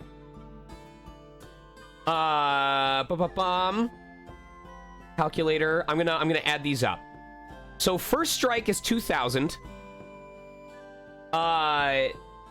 Second strike is 2,160. Third strike is 2,332. Fourth strike is 2,519 damage. Fifth strike is 2,720. Sixth strike is 2,938. And the seventh and final strike, if we procced all 7, is 3,173. Which means, if we did 7 link chases and the initial strike was 2,000 damage, my Landy, in a single turn, would do 17,842 damage.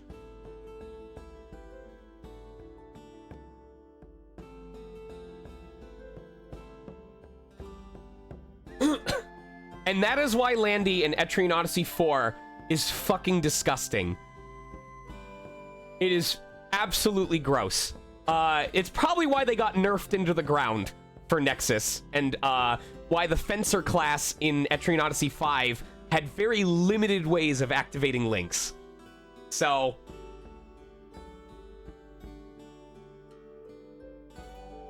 I miss Etrian.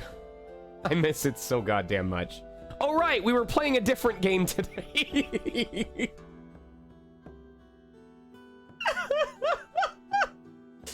Right.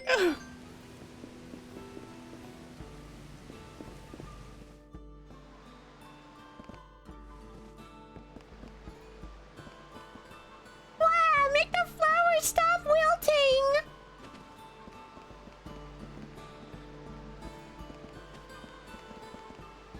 Our daughter, age 0. Our daughter, age 1. Our daughter, age 2. Our daughter, age 3. Our daughter, age 4. It's full of photos of his daughter. Hey, what's this?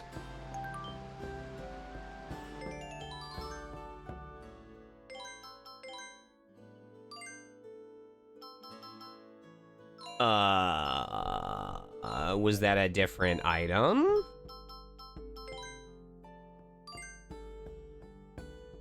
Magical arrows that burst into flames when shot.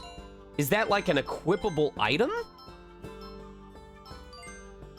Oh. I wonder if it will actually... I wonder if it'll actually burst into flames. My children picked this flower somewhere. I was shocked to find it was a simile flower.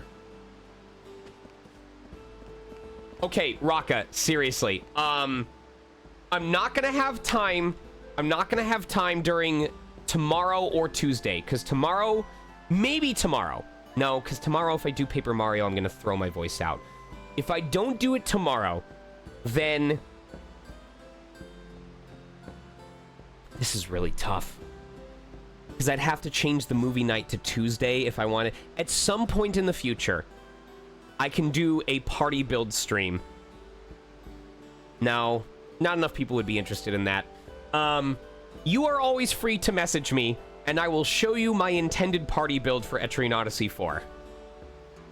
That way we can go through discussing it in person if when Etrian Odyssey 4 is ever ported. God, I want to play it! Fuck! Damn it! I want to break that game wide open.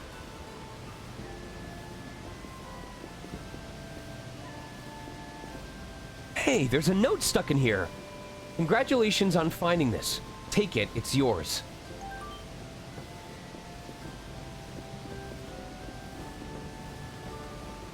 All right, hold on. We gotta play one more score piece for that shitty girl. One more guess for everybody. But we have to find which one it actually is first.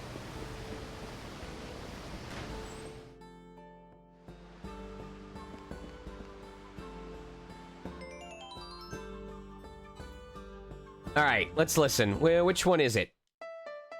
Nope, we did that one. Nope, we did that one. We did that one. We did that one. Nope. It's the new one. All right, here's what it sounds like.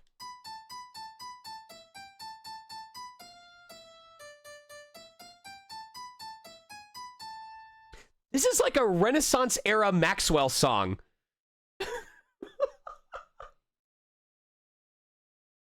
And now, here, hold on.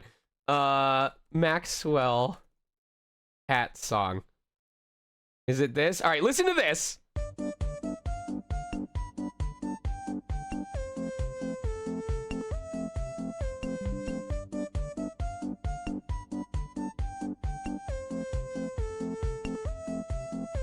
Now you tell me this isn't in a Ren Fair era of that song.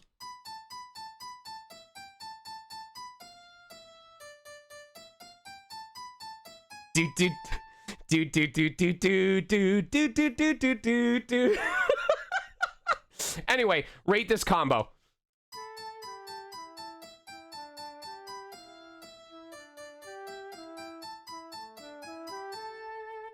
A rank. A rank. It's beautiful. Has to be an A rank. You don't know music. Shut up!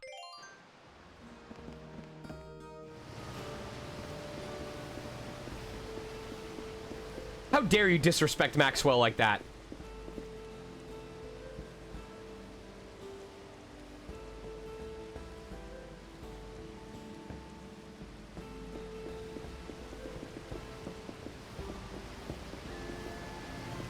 I don't know either.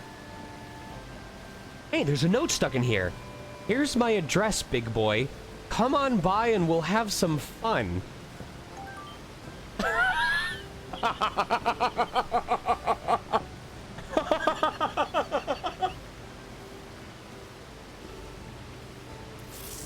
Tore up some guy's address.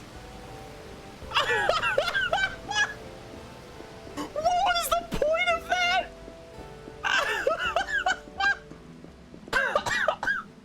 Oh my god.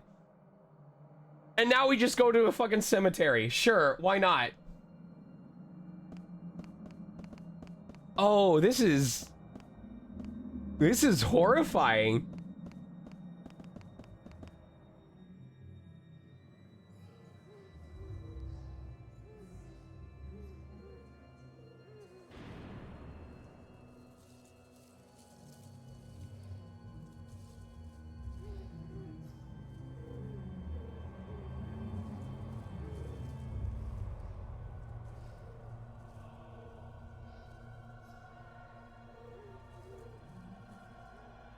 Some of those, okay, you're gonna think I'm crazy, but if you listen real close, some of those owl noises were absolutely reused in the Boo Manor section of Paper Mario. The first one, the owl that goes, "Ooh, ooh, ooh."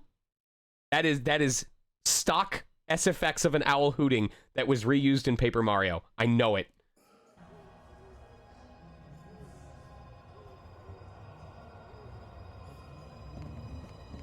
I would put money on the bet.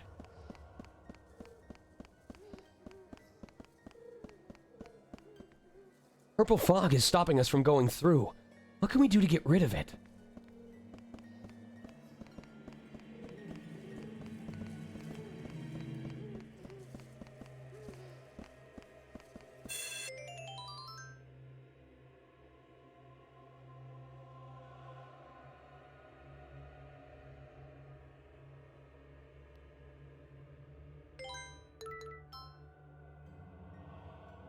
I guess we'll just do the cemetery tonight and then call it a night. I'm sorry we didn't make much progress.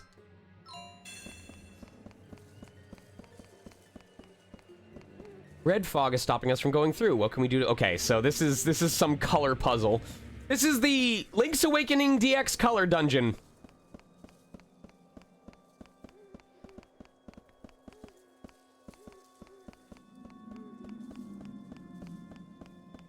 Oh my god, no. Red and green does not make yellow. So this is where you went. Your dad's worried about you. It isn't safe here. You should go straight home. But I can't. Somebody's got to get that water for my little sis. You're a good brother for thinking of your sister. But you shouldn't make your father worry about you. Just hurry home. And don't worry. We'll get the water for your sister. But it's not easy to get to the Simile Spring. See? With that fog there, the way to the spring is blocked. Hey, Jeff, are you doing okay, man? What? By that fog? My father says it's something called the Goblin's Grudge, but I don't really know what that means. Whoa, it's true. I can't go a single step further. What do we have to do? See that candlestick over there? When the candle on it is lit, the fog disappears. It comes right back as soon as the candle goes out, though. Hey, wait. If the candle is lit, why isn't the fog disappearing? Look, you see that other candlestick there? When there are two candlesticks, you have to light both candles on them or the fog won't disappear. I think around then. Okay, got it. So we just need to light a flame on this candle. But it can't be just any flame. If you look carefully, you'll see each of the candlesticks has its own color. The game designers call this padding the content. So that means we gotta find a green flame to get rid of this fog. Well, since we'll need more than one flame, let's start by taking this red one. Just grabs it with his bare hands. I see. So that's how you take the flame. There should be other flames somewhere in the cemetery. Okay, got it. We have to find the other flame to get rid of the fog and pass through. You really think you can do it? Oh, absolutely. It'll be no problem at all. If there's a cute girl involved, this guy will find a way to make it happen. Right, Allegretto?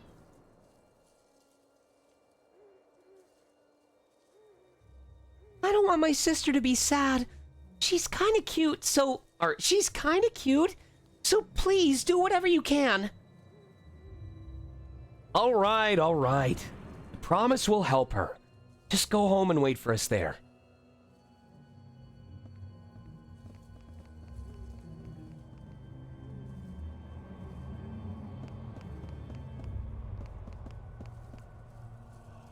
Oh my god.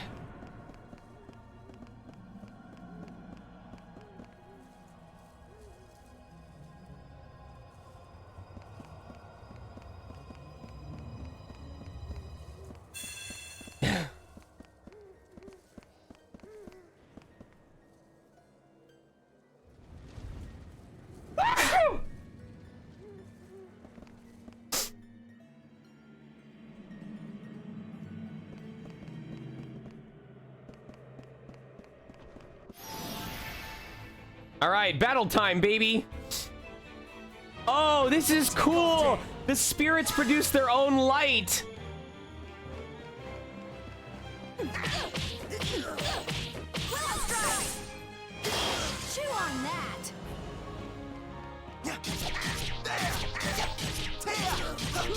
So you have to time your attacks. Oh, that's cool.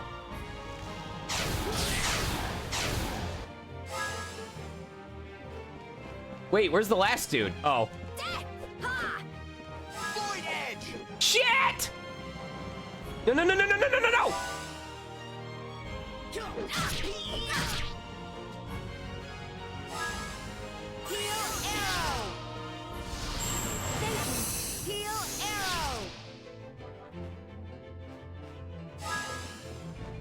Oh, the fact that we have moving...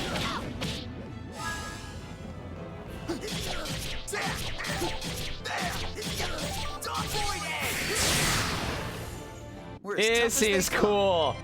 We have moving sections of light and dark. That's actually pretty damn cool.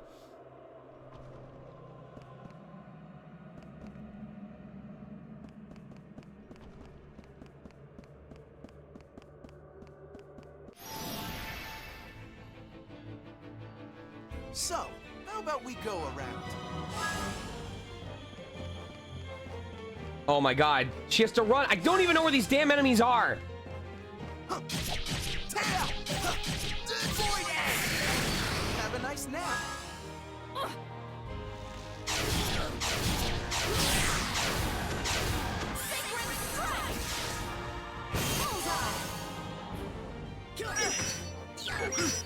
Not a chance.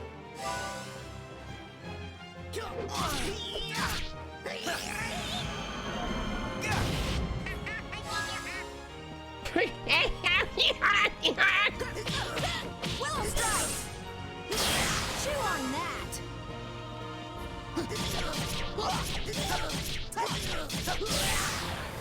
You're all washed up. Yeah, remember when we were supposed to have a lived up episode? Pepperidge Farm remembers. I'm not going to let you get in our way. These things are kind of interesting.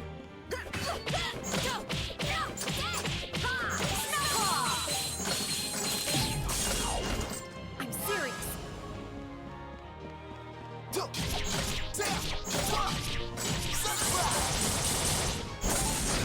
bad.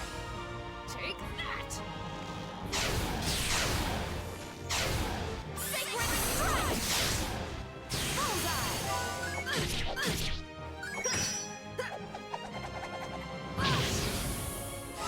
Pretty cool. You're hopeless. Dude, my character is gonna be so, like, a specific member of my party, or a specific subset of my party is gonna be so over-leveled because of how much I'm focusing on them. So, how about If we these go guys, around? if I ever end up being forced to use a completely different party because of a swap out, I am in deep shit. Stay down.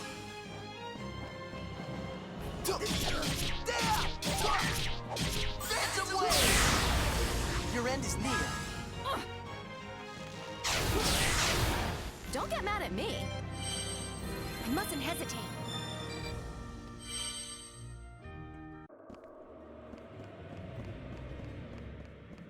There's so many enemies here. Come on, let's go. Show me what you've got.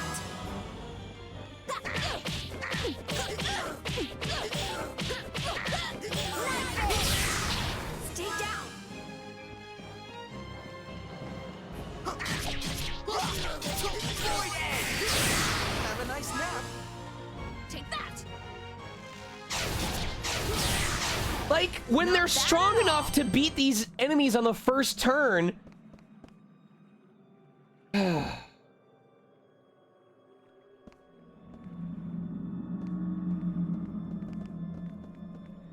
Oh, damn it, I don't have it.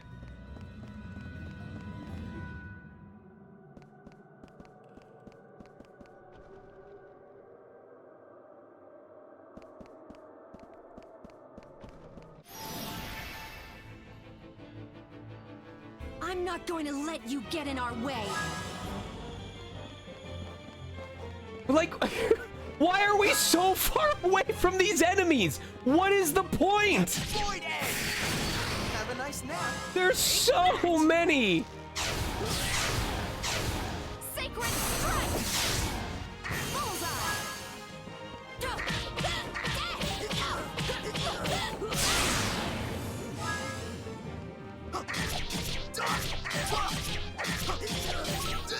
Edge! What did you think? This is just non-stop? Okay, cool.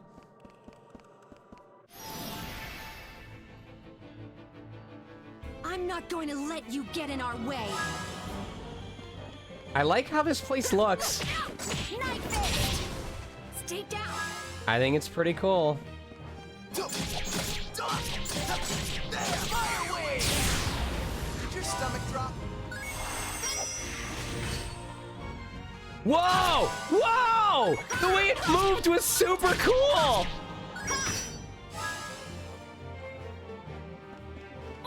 Take that. Take that. Heal arrow. These are the parts. There. How's that? Sunflower!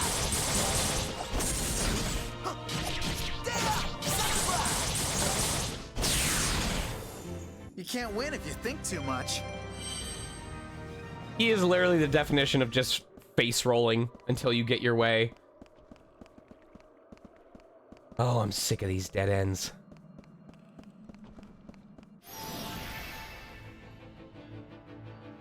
Don't get cocky.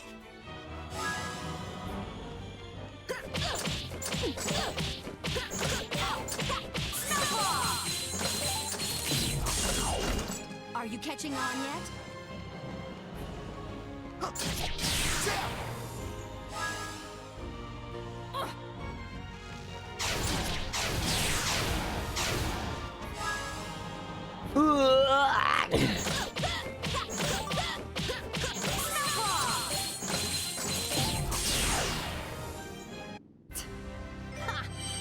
Getting just enough combo to finish that fight.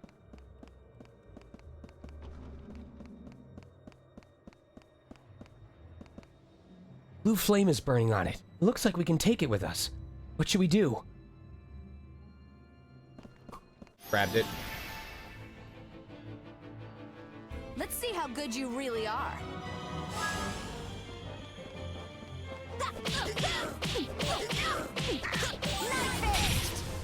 Stay down.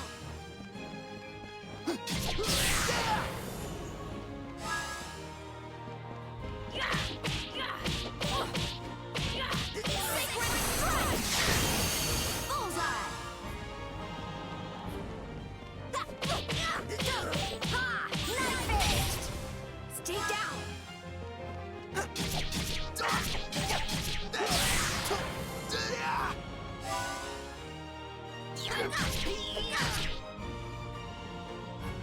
Sure.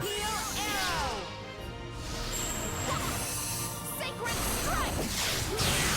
Goodbye. You're a mess.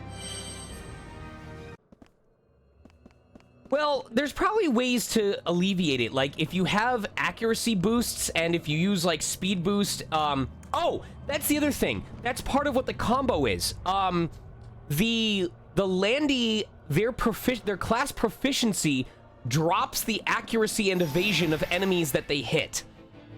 Especially if they hit them before anyone else in the turn. So the Landy setting up the link actually makes it easier for the archer to hit them.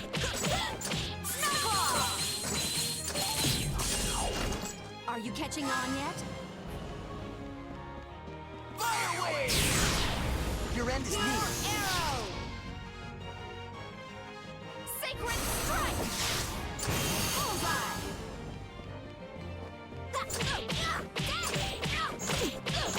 Snowball! Are you catching on yet?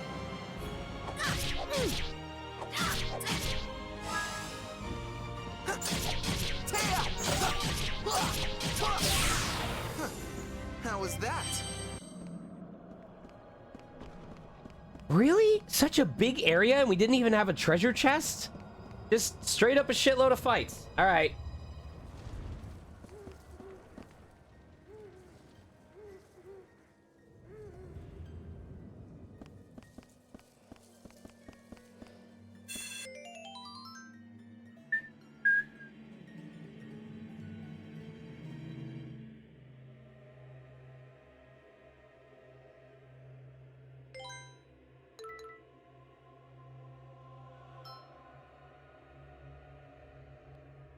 Oh, yeah.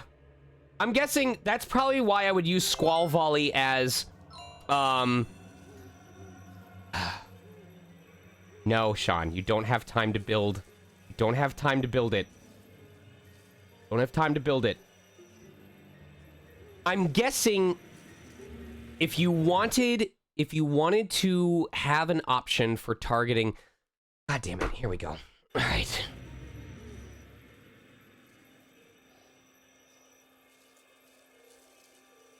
Why do you do this to me?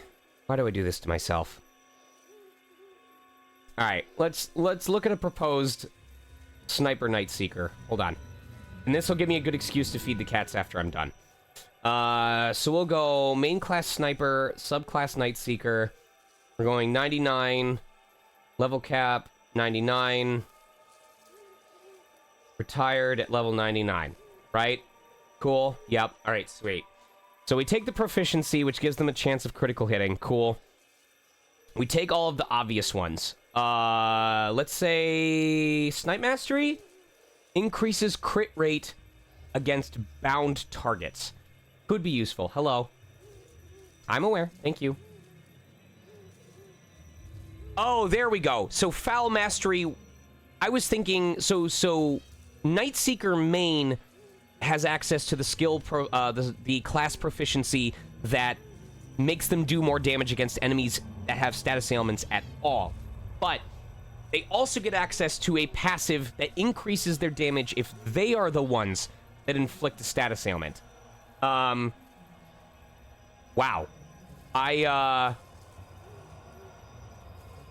So here's why knowing the actual scaling of skills is important. I want you all to look at this. Level 4 Follow Trace has a 40% chance. That is the max that you can put it at if you have a subclass of Night Seeker. If you put 4 more points into the skill, it only increases that chance by 10%. And the game itself does not tell you the numbers behind this. That whole time, I was wasting 4 skill points for an extra 10% chance. That's nasty. That's awful.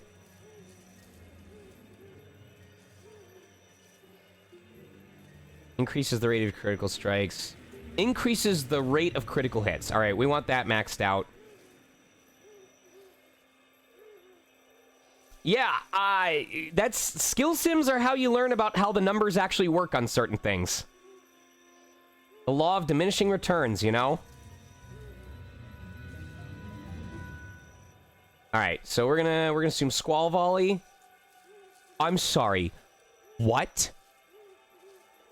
6 to 16 attacks? What? What? I know that they're low accuracy, but 16?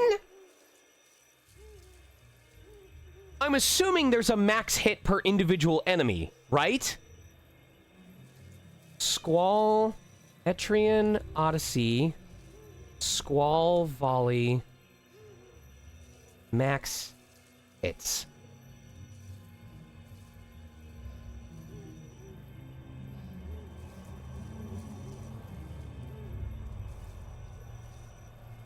It's 50% damage per hit.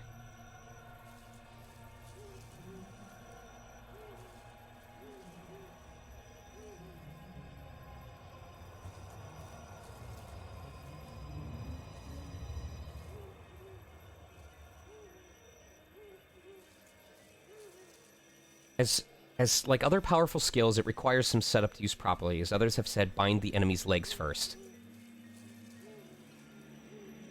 I'm not seeing anything saying it has a max hit per enemy.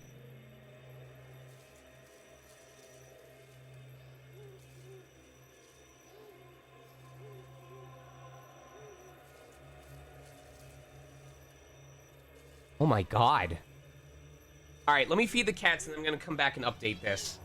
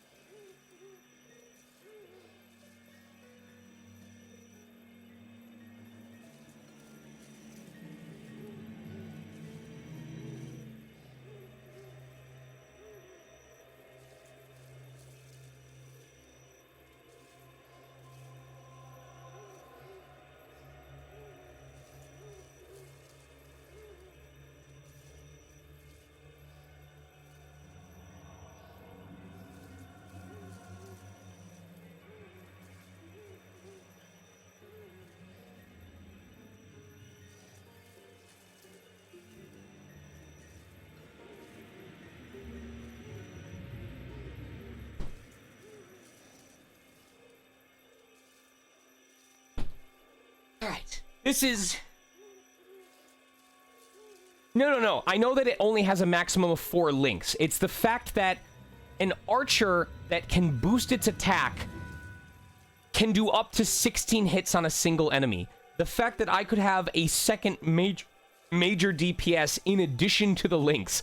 The first time I played Etrian Odyssey 4 was me experiencing the genre and figuring out how team synergy worked the first time. And I think I did a pretty good job. The reason why it would be so fun coming back to this game is after all of these years and all of this experience with number crunching and team building, to come back to Etrian Odyssey 4 and go, okay, knowing what I know now, I am going to break this game in terms of damage output. That is what excites me.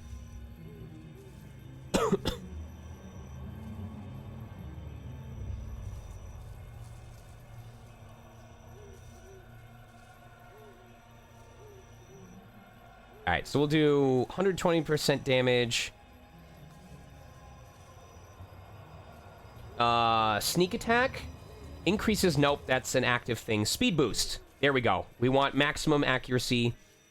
Okay.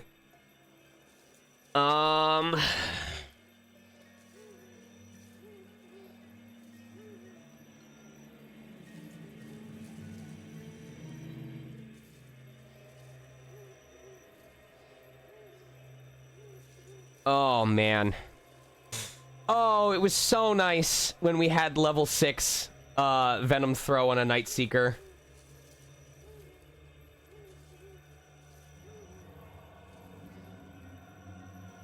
Oh, here we go. Yeah, Swift Edge. Swift Edge is how you got a lot of attacks on a single enemy. But, I mean, you can just do that with Squall Volley. Alright, Ice Knife, not important. Biting Slice, not important. Assassinate? Attack with a chance to instantly kill the enemy.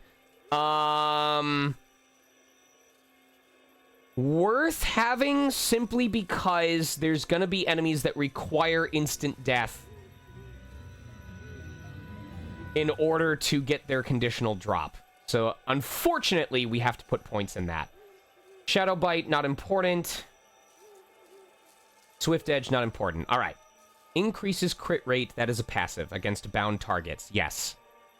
Alright, so that reduces Leg Snipe. Okay, yes. Because we don't have...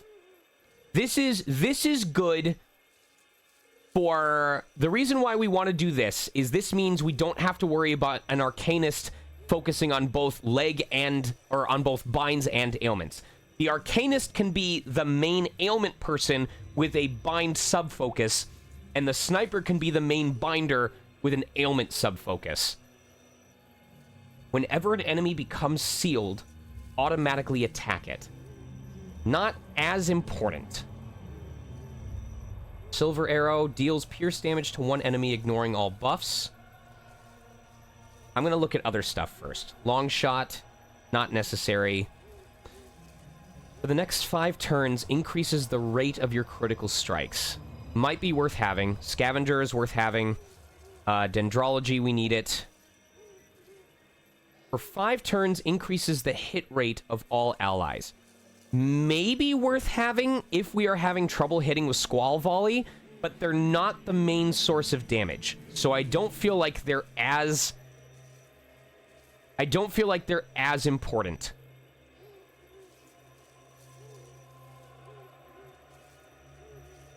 Alright, Impact Arrow in the back, then becomes unusable for 2 turns. Deals pierce damage to one enemy in the front row. That's a lot of points for 300% damage.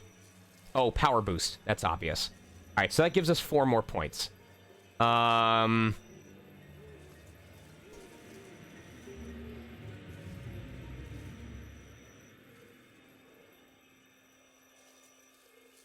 I take 1 point out of somewhere? Oh, I didn't even give myself Venom Throw. Son of a bitch. Okay. We can take 3 points out of 3 points out of Assassinate.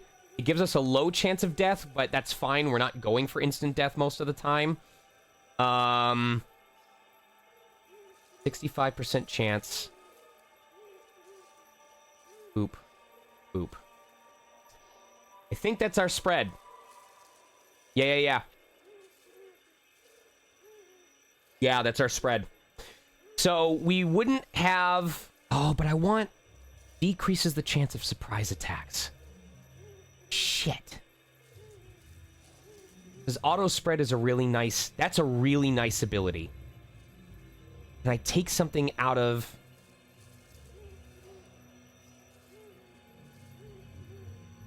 That requires level 3. Son of a bitch. Alright. Oh, this is tough. This is really tough. Oh, we need points in Eagle Eye, too. Oh, this is hard! This is like the max number of points that I can have. Okay. Because... Son of a bitch. I need to have 2 points in each of them in order to get there. I mean, that's true, because the worst that's going to happen is a sudden game over, but... I really wish I didn't need... If I didn't need an instant death ability, because I don't think there's anyone else that has access to an instant kill. Does Bushi have access to an instant kill? Nerve strike, paralyze, slash damage. No, I don't have easy access to that. Does Landy get access to it? Nope. Does Arcanist get access to it? Confuse. Ailment boost.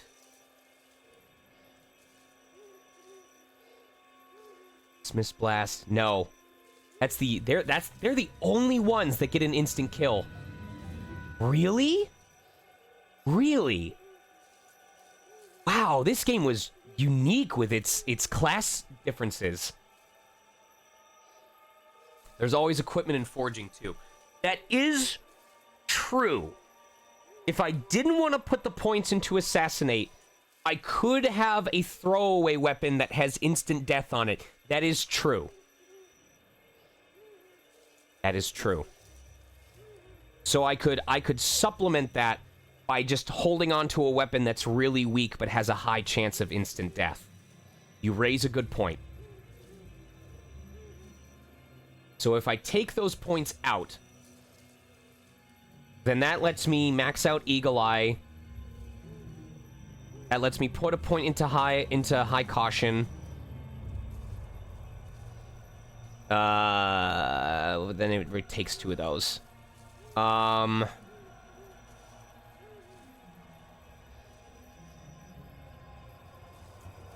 Nope, that doesn't work. Shadow Cloak? For the next 3 turns, evade the first physical attack targeting you. I think I would put it into Shadow Cloak. Scavenger, Lock-On, Spotter. We don't need Spotter. We would give up access to High Caution. Because it's only a 30% chance. It's not guaranteed. Got Max Power Boost, Max Eagle Eye, Max Bullseye, Max Squall Volley, Leg, Arm, Head Snipe. Barely what we need to apply the status ailments. We'd basically be able to give ourselves 2 points in Auto Cloak. 2 points in Auto Spread. Okay. I mean, a 60% chance to poison with 1 skill point is not bad. That's not bad at all. And those are required. So, I like this. The problem with parties built like this is, as you can tell, I am thinking late game. This is like true end game build, and I'm already hurting for points. So, my party wouldn't even be like this until it was time for the true final boss. So I don't even know how I would build them going through the main game. But I have always been an end game planner. I suffer in the early game so that when I am at true end game, that my party is... What's the Arcanist medic? Tim, why are you doing this? You know what you're doing right now. You know what you're doing right now. That one's super easy. Efficiency, expertise, enlightenment. We need herbology. Tame ground reduces the damage taken from floor tiles. Oh, that's passive. Is that for the entire party, though? I don't know. All right. Heals your party at the end of the zone if you have a turn active. Yep. Circle mastery. Higher level zones increase the effects of skills that end zones. Wait, what? Higher level zones increase the effects of skills that end zones. Huh? Ailment boost is obvious. I don't get this one. Higher level zones. Is that saying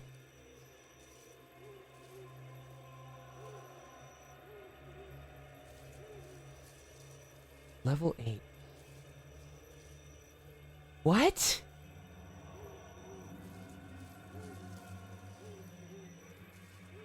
I don't get this.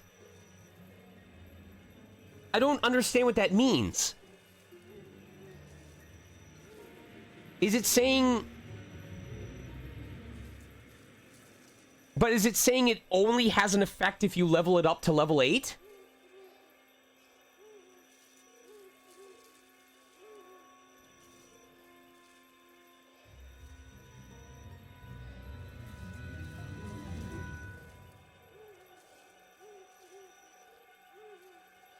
I don't think it's just at level 8. Something must be wrong with this then, because it's saying at level 8. And I don't get that.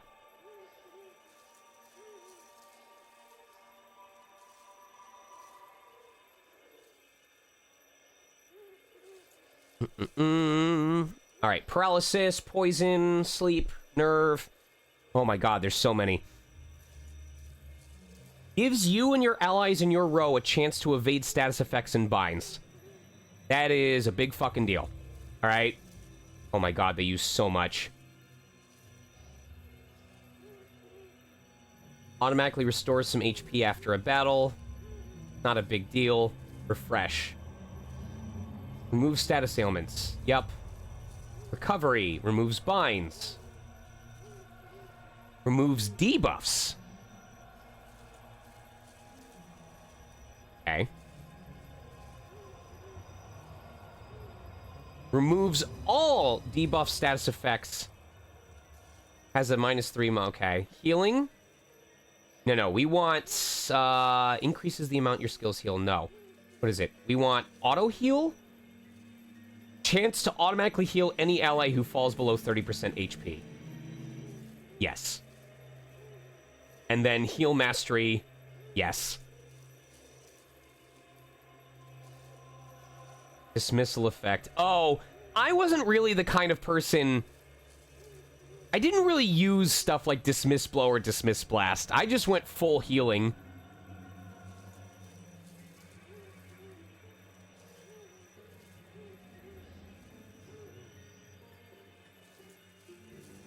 Whenever an... This is disgusting. This is gross. Whenever an ally dies, they have a chance to automatically revive. That is gross. That isn't just the Arcanist. That is everyone in your party.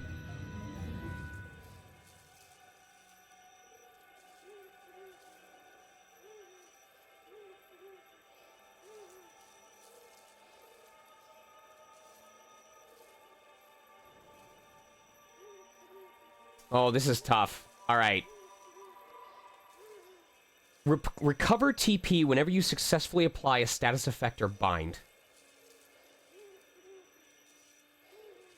Oh my god. Where did I make room for this stuff?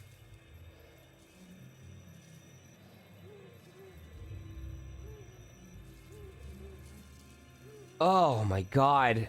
They are so skill point intensive. Holy crap.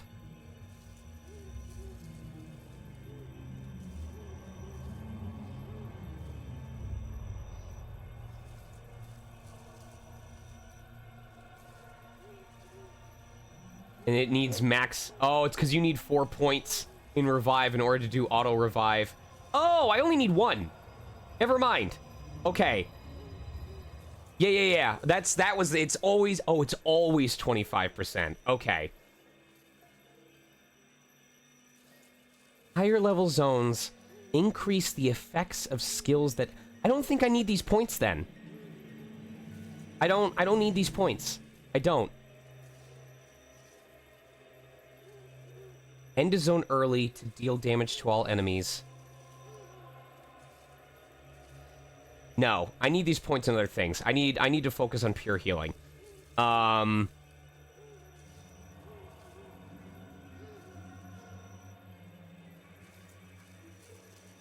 Racing walk? 5 HP? Yes.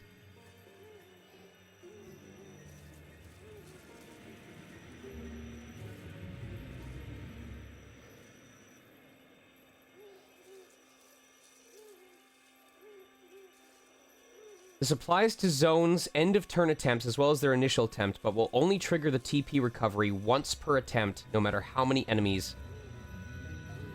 Okay. Warding Mist is a good passive. Releasal spell is expensive, but that allows us... This is why it's so nuts. Reset an enemy's accumulated resistance. This skill was so good that in future Etrian games... They made you have to burn your party's, like, special ability.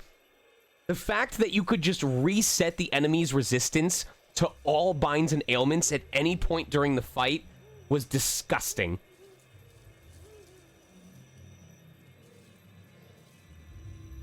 It was a force break, right. After you used it, you had to go back to town before it would recover.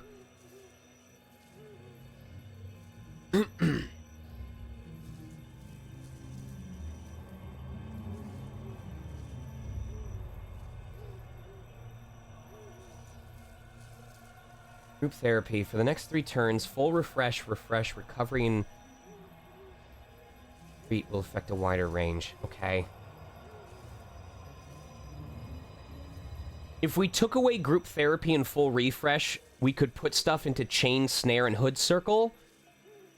The problem being... God, we're just going status effect with this thing. How did I manage them when they were doing both binds and ailments? Oh, I know why it was. It was because the Night Seeker... No? Oh, because the Night Seeker only has 6 points instead of 8.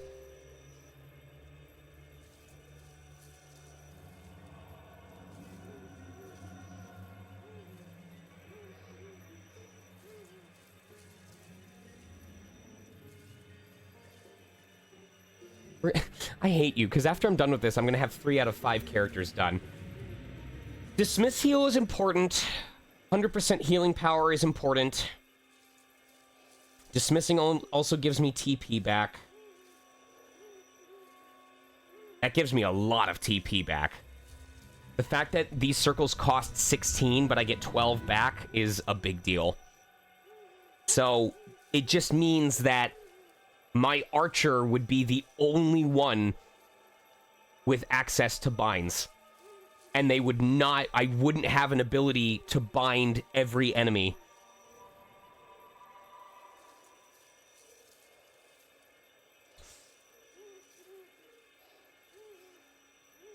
My guess is, in the early game, I would probably...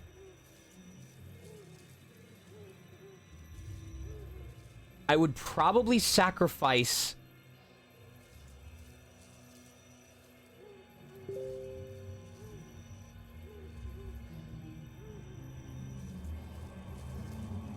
How do I turn this off? All right. Where's... Well, how many have I spent? How do I remove this?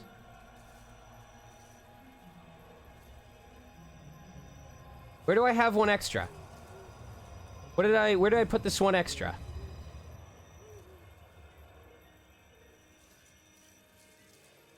I screwed up somewhere.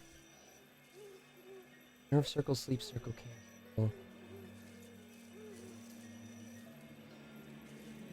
How did I... Where did I put an extra point in? We'll do the rest some other time. I just need to figure out... I put an extra point in somewhere, and now I can't figure out where it is. Ghost point, right? My guess is, in the early game, I would probably take points out of... Oh god, these are all important. Ailment boost is massively important. At plus 15% is a big fucking deal.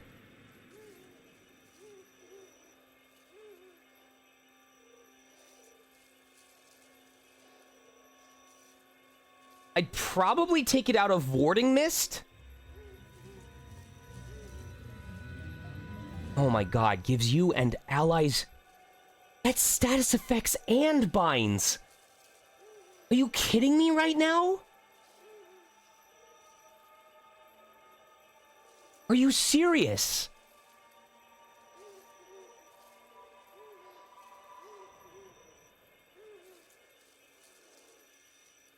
Oh, Arcanist is so skill point intensive.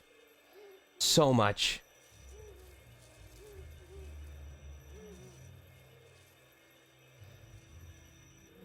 Oh my god.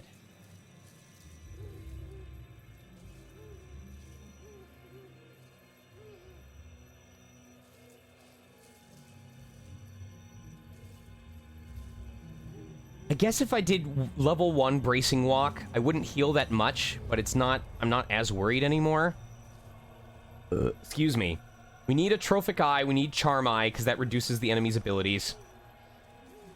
We need Releasal Spell. We need Circle Boon. We need Heal Mastery. We need Auto Revive. TP Boost. Full refresh.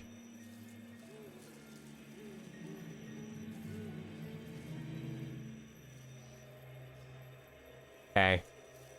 Maybe my level was set to something different. That might have been the explanation. Yeah, maybe I somehow fucked up my level.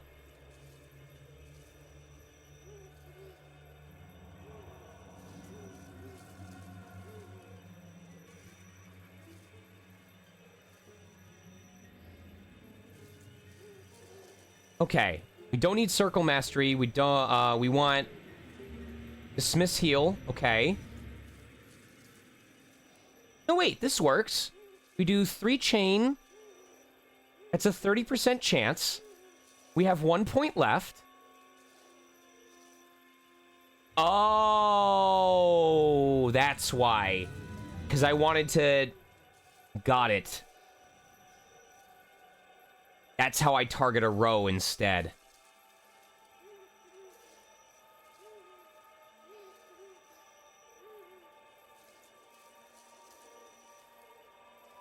The next 3 turns, full refresh, recovery, and treat will affect a wider range.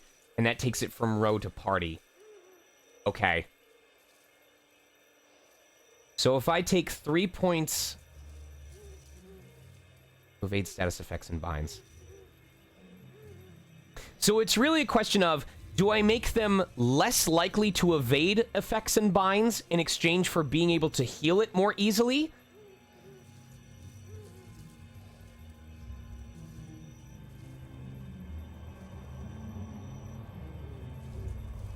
Eight, 10. Okay. If I take 2 points out of TP return so that it heals 10 instead of 12... Because after level 4, I only get 1 extra TP per skill point. So if I take 2 out of TP return, then I can put the extra skill point into recovery and treat. I still need 1 more skill point from somewhere. I need 1 point from somewhere. And I need Herbology. Son of a bitch. I hate this. I could probably take it out of TP boost. Oh, nope, full heal has to be... Yep, okay. Oh, man. One lousy skill point. One lousy skill point preventing me from maxing this out. This is awful.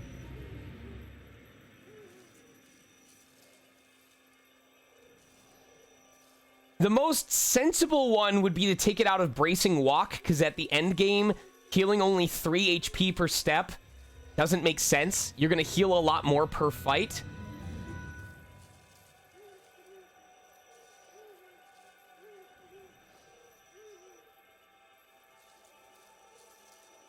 Yeah. Yeah. Because level 2 gives you 115. The first one gives you 10%. The second one gives you an extra 5%. And then the third one only gives you 4%. So I agree. I agree with that. I do. Man, this is a skill point intensive character. Jesus Christ. Alright, I actually want to finish the cemetery before midnight, so that is... This is my last one for right now. Alright, cool. Well, I love that I spent at least an hour and a half on this when we don't even have a guarantee that Etrian Odyssey 4... Oh, that's why I wasn't paying attention! That's right! I was not even paying attention to that.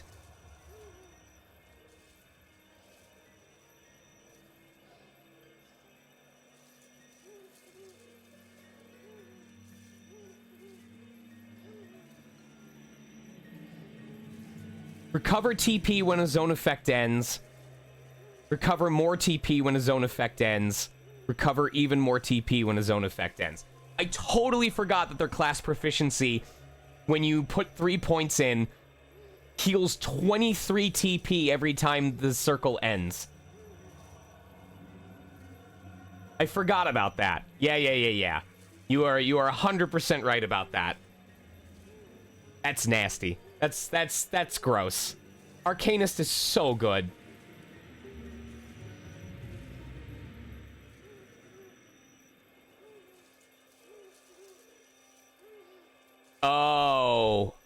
Oh, so it's just 10 when you put the final skill point in? 5 to 8 to 10? Man, I wish they added on top of each other. But game already gives them so goddamn much.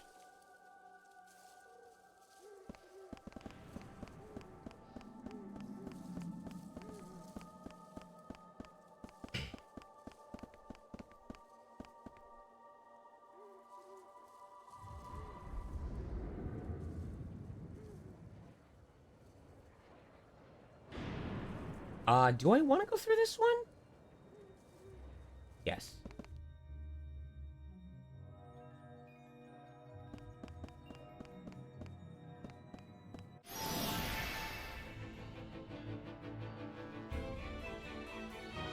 So, how about we go around? Why are we so far away from the enemies? I don't understand. Stay down. I'm spending half my turn just getting over to this guy. Have a nice nap.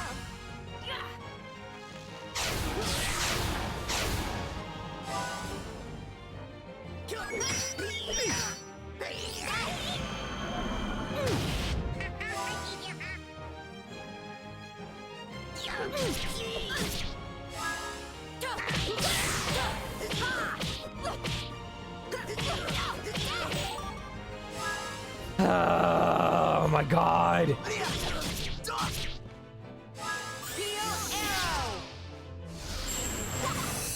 Sacred strike. Bullseye. Night fish. I won't lose to the likes of you. Maybe it's time for a new bow.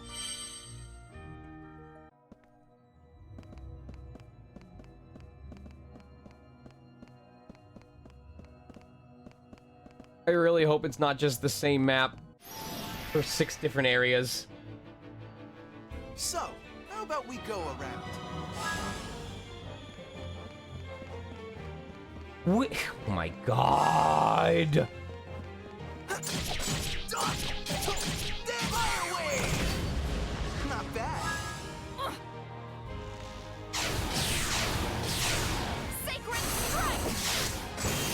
so nasty. Not a chance.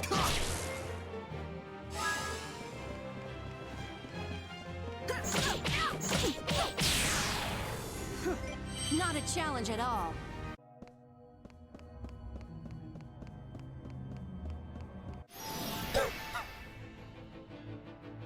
The old era of JRPGs, just this was how you leveled up.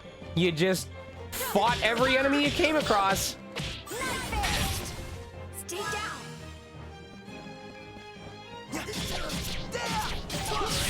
Phantom wave.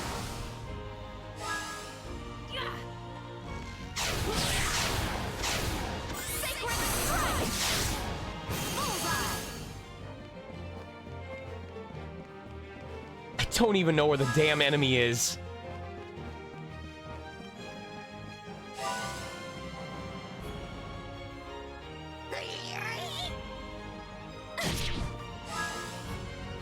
Heal arrow. There. How's that? Gotta run all the way back just to punch him in the dick. Snowball. Are you catching on yet?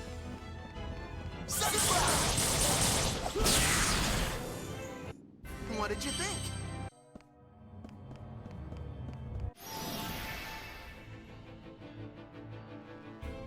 Come on, let's go. Show me what you've got. Oh my god! Night fist. Stay down. Taya! Phantom wave. Not bad. Take that. This is not who I wanted to aim at, thank you. I like how this dude moves, he's cool. You gotta take such wide arcs just to get down to them.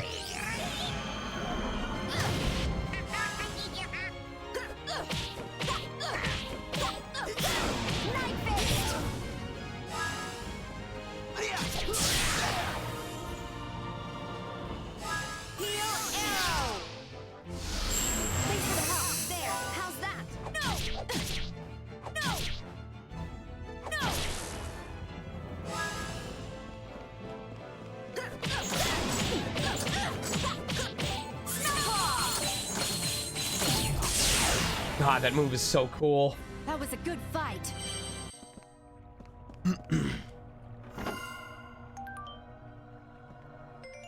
That is an upgrade for falsetto.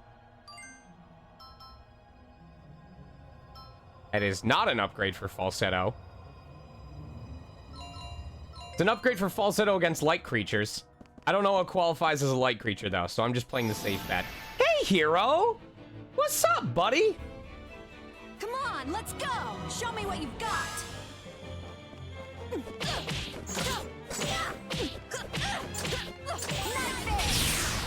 Stay down. Sunflower. Not bad. Take that.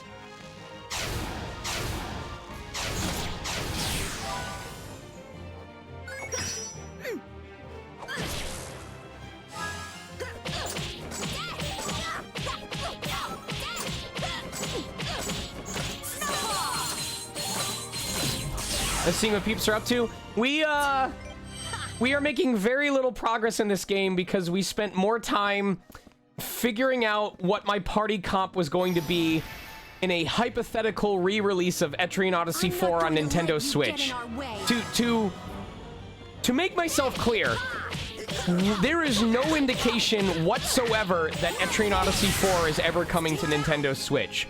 But just in case it does, I spent the majority of this stream planning my party comp. Take that. Sacred strike. Bullseye. A boy can dream.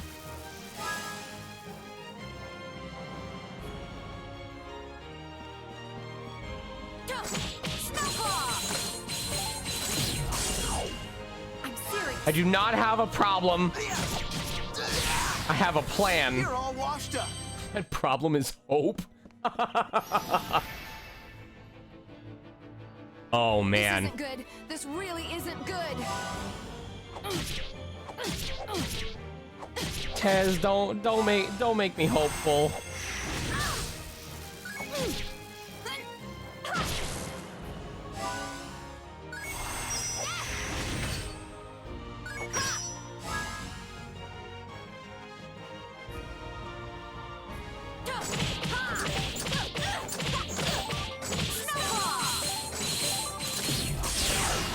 I'm serious.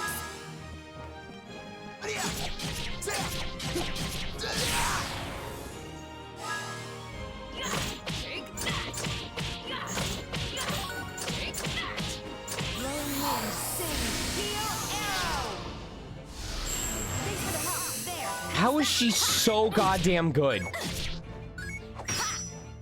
She has no right healing that much.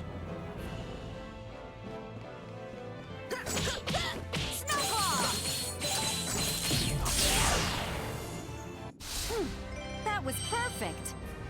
She can't be that good at DPS and healing at the same time.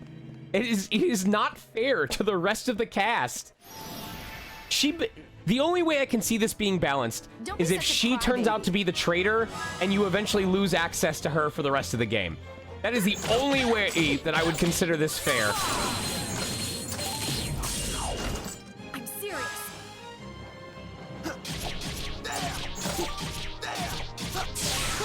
Finn, why are you making me hopeful?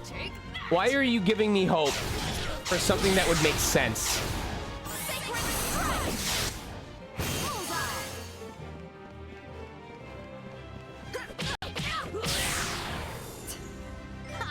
Hey, I'm still growing, you know. Yes, like that, hero. Or if you remember in Tales of Symphonia, like at the end of Act 1 when Kratos betrays you, or Kratos betrays you, how you lose access to him for practically all of Act 2, like that.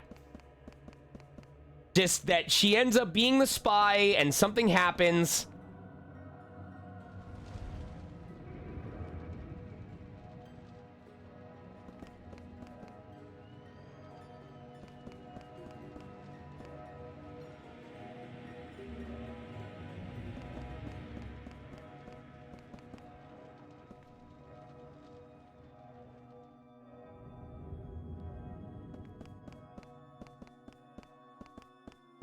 I would play the Symphonia port or remaster, but I think we all know how that went.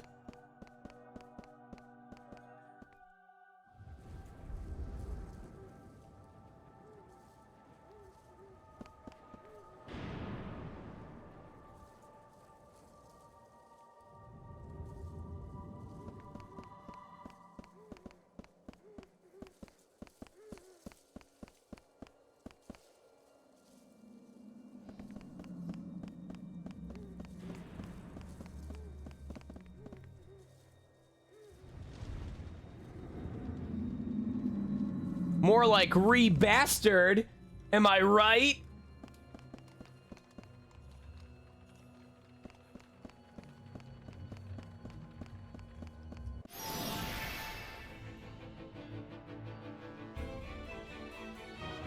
I'm not going to let you get in our way. Why are you so fucking far away from every enemy?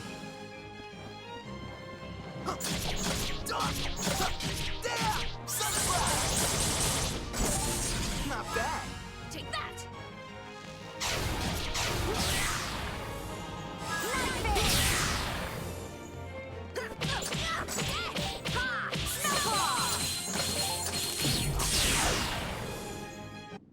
Symphonia got a remaster that is Not bad. really bad.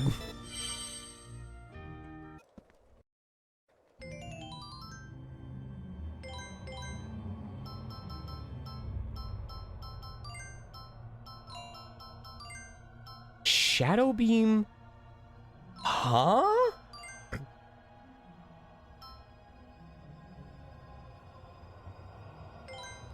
Shadow Beam is a light strike?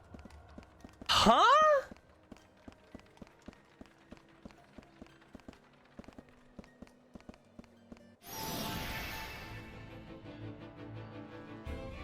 I'm not going to let you get in our way. Chew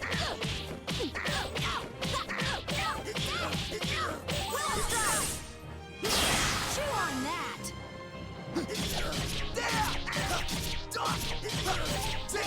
Hands away! Not bad. Take that. Sacred strike. Good going.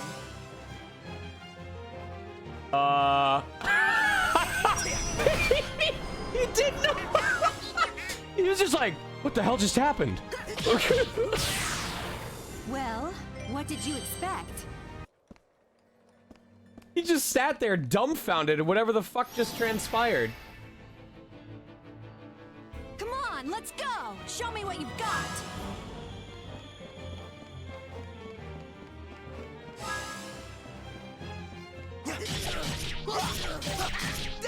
Hands away!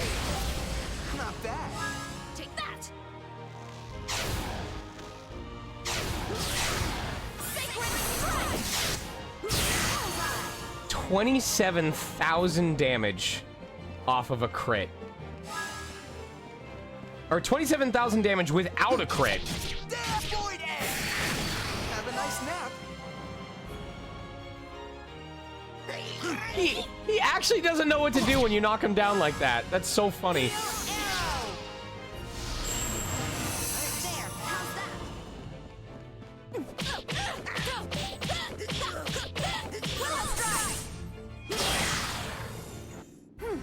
That was perfect. Yeah, so Hero, Viola the Archer in this game has a hidden mechanic where her normal attack's damage is based on how far away she is from her opponent. Shadow King. This is the power of man. So when other characters are doing, you know, 1,000 per hit, if she puts distance and then snipes her enemy from across the field, that was 39,000 damage. Did you see that? That red number was a critical hit. She did 40,000 damage with a normal attack. I'm serious.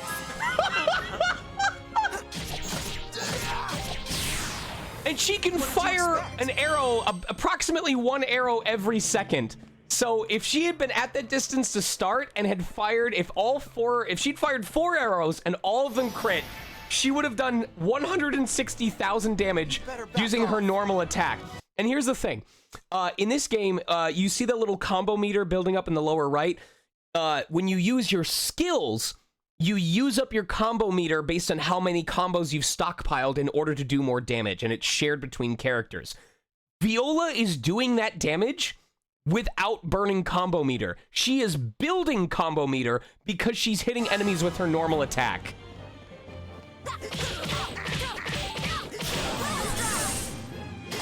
Chew on that. Hands away! Your end is near.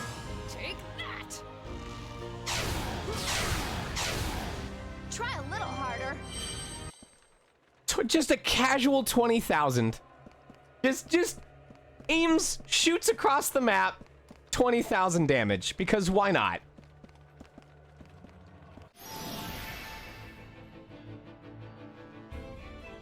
Come on, let's go. Show me what you've got.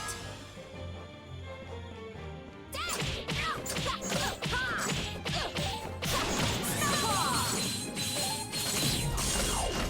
Are you catching on yet?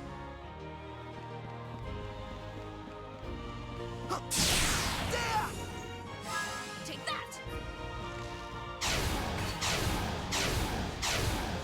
Sacred strike!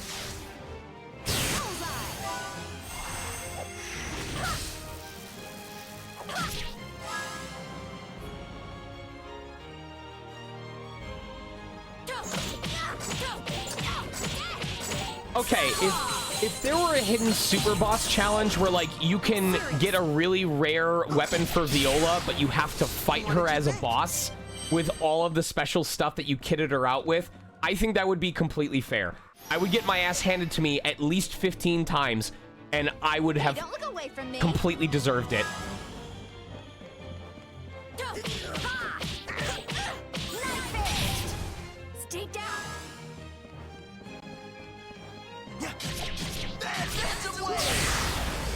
Your end is near. Take that! Sacred strike! Bullseye!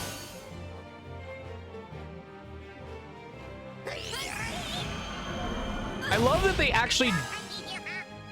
actually don't know what to do if you knock them down before it's their turn. Not a challenge at all.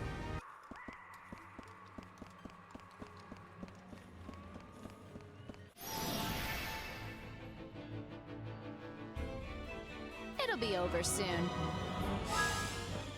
I just wish battle wasn't so repetitive. Stay down. Take that away! Your end is near.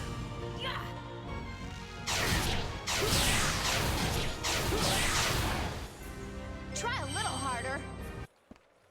That's my one gripe about this game, is once you've figured out what party members work really well, all the battles are the same thing. It's the same I'm thing. gonna pound you fair and square. But I am requesting a lot of a game that is like 15 years old at this point.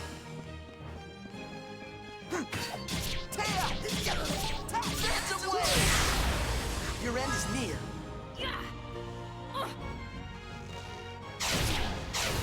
Sacred strike. Bullseye.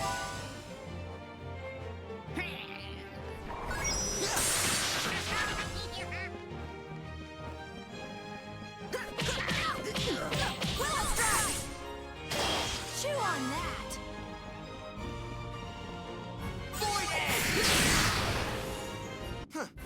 How was that? If Namco cares so much, they need to re-release Sonata Robo.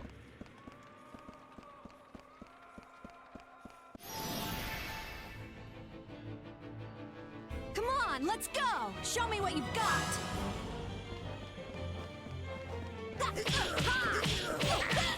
Knife fist. Stay down.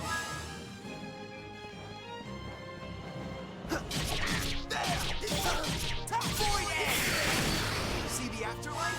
Take that. Sacred strike. Get going.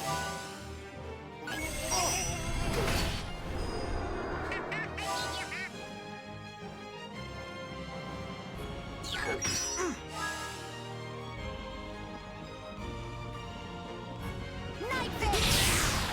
Stay down.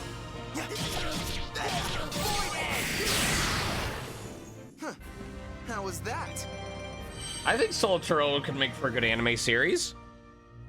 I'm down with the business you're throwing up.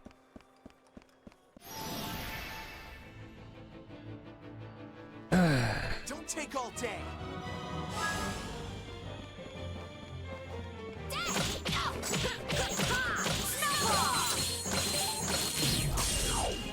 I'm serious.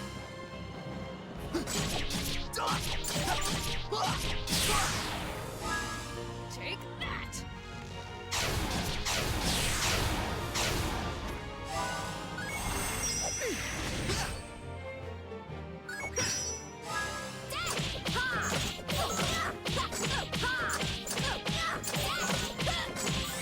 If you strike a stone, rocks are scattered.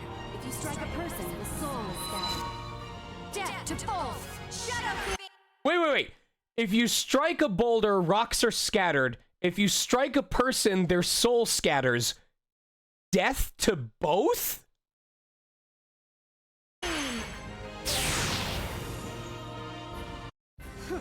Not a challenge at all. Can we talk about that?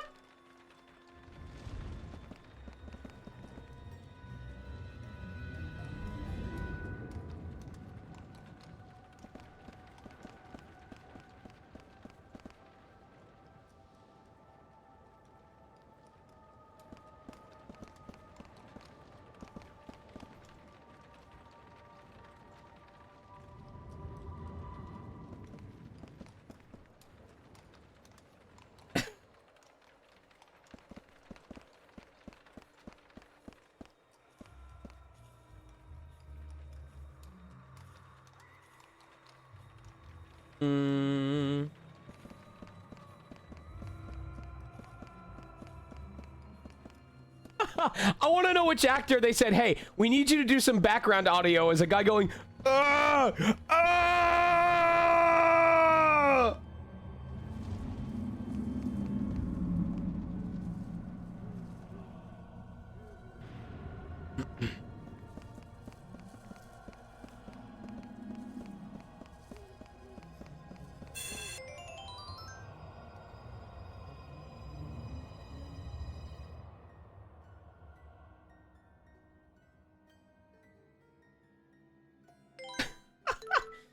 Oh, like, what if they took...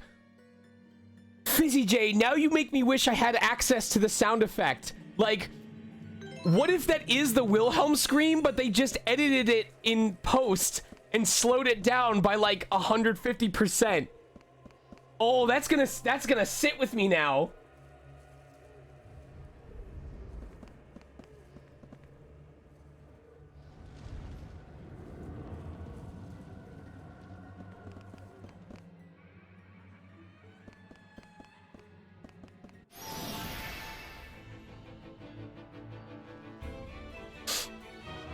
So, how about we go around?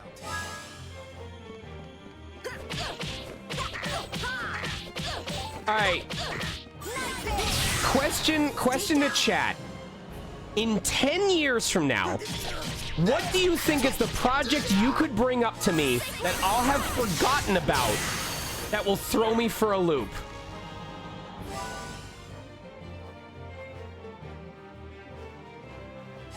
What do you think is the project that when you mention it...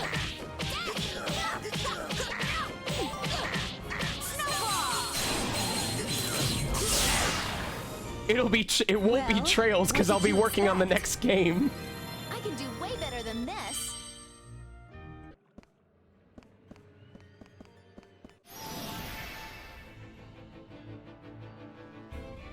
You look like a good All right, target. so Mega Man fan movie, maybe.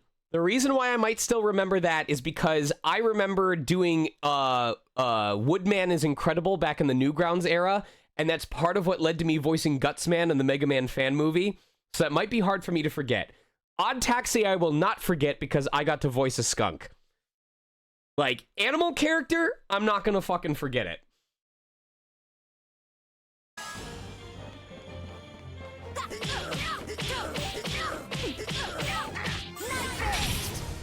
Stay down. Honestly, this might seem cringe, but I wonder if my answer is going to be, I care too much to forget any of the jobs I've done. Not bad at all.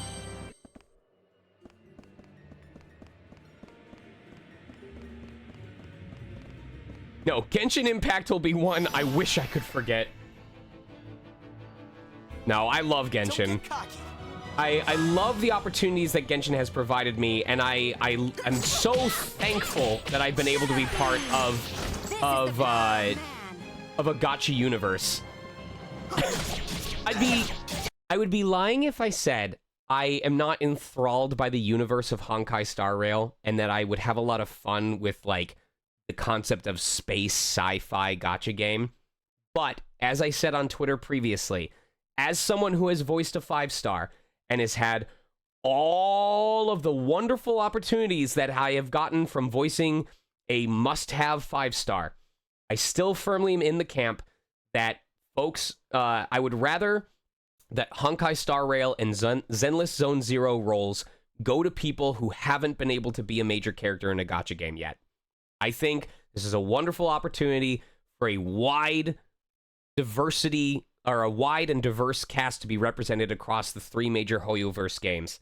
And only once they have exhausted that entire field should they look into double casting people across different gachas. But as someone who voiced D-Luke and everything that I got because of it, I think it's entirely reasonable if I don't get cast as another major character in a gacha game for a while.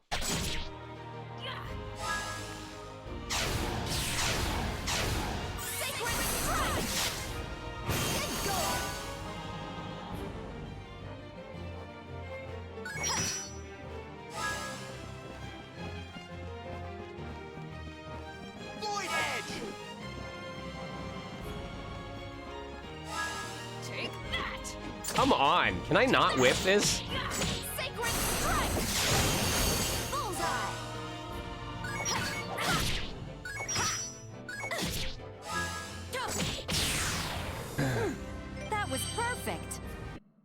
I know that you're just praising the cast because they're good, but as someone who has auditioned for I'm not going to Zenless, let you get in it our leaves way. me feeling like, great, what did I do wrong?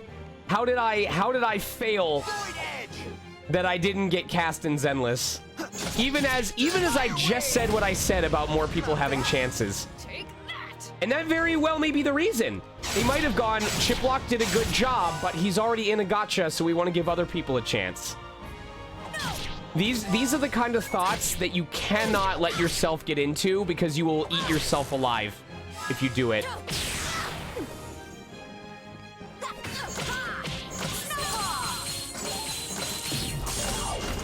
I'm serious.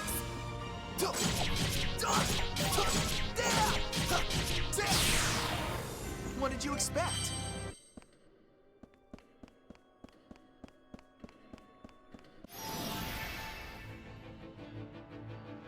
Come on, let's go! Show me what you've got!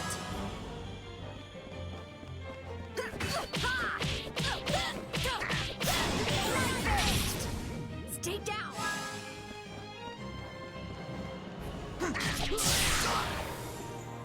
Take that! 47,000 damage off a normal attack.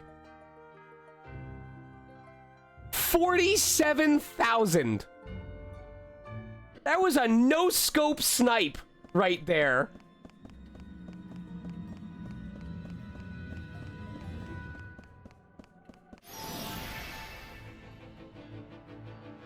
Don't get cocky. Utterly fucking disgusting. Void Edge!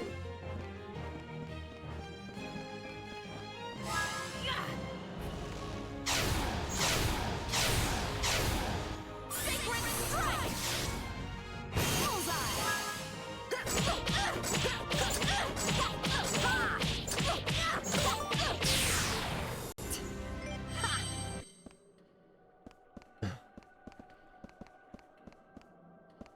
Oh, it takes a lot of storage. I'm not going to let you get in our way. Why are you so fucking far away? Pointless.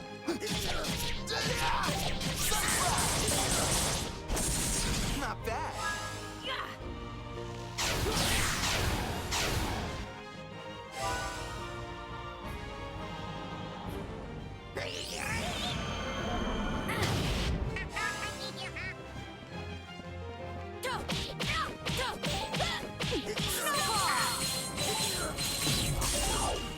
I'm serious. Oh my god. Is it a browser game as well, or is it just mobile? I'm gonna keep on fighting.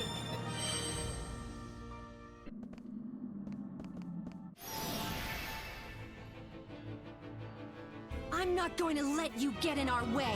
I remember the other day seeing a guy on a tablet. It was not a laptop, it was a tablet that was about the size of my laptop screen. So to give you an example, this is gonna cause some recursion real quick. Look at the size of my laptop screen, okay? All right, compared to my hand. This dude was holding a tablet that was this big on a plane. And I'm like, at that point, we're not even talking about mobile devices. You're just taking your TV with you.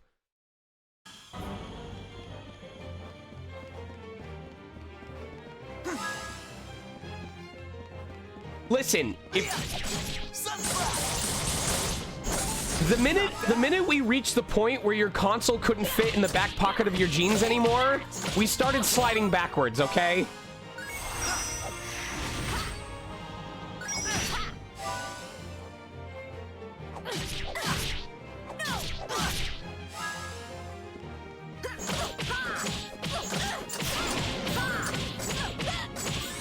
If you strike a stone, rocks are scattered.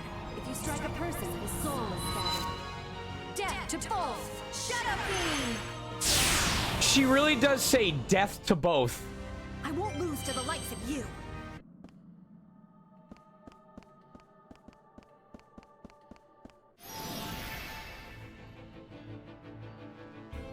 be over soon. I don't even know where the enemies are. I'm so lost.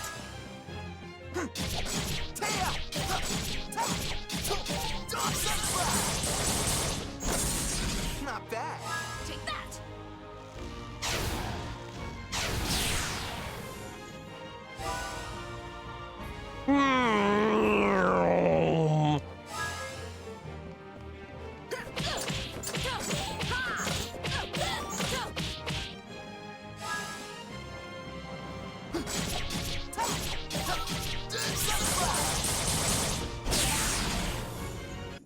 Not much of a challenge.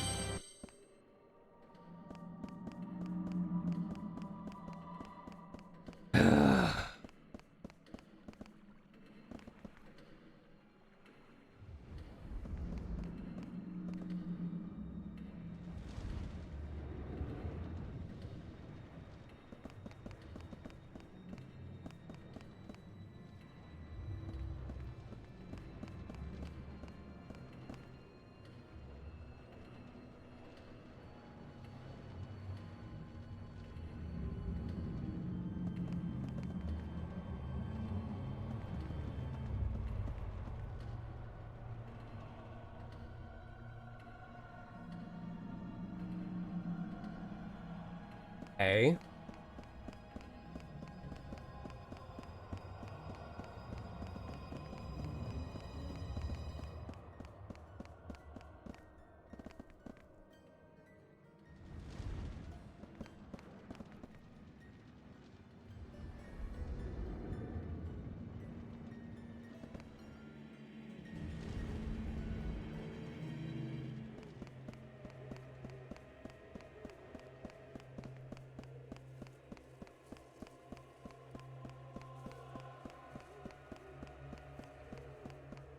This is a long path. Oh my god.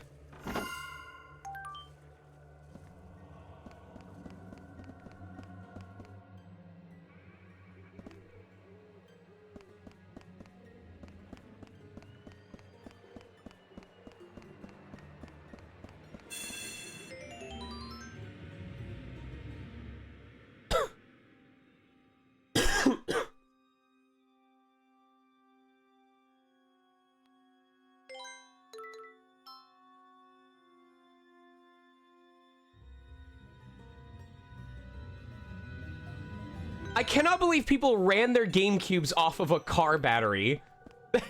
That's fucking gnarly.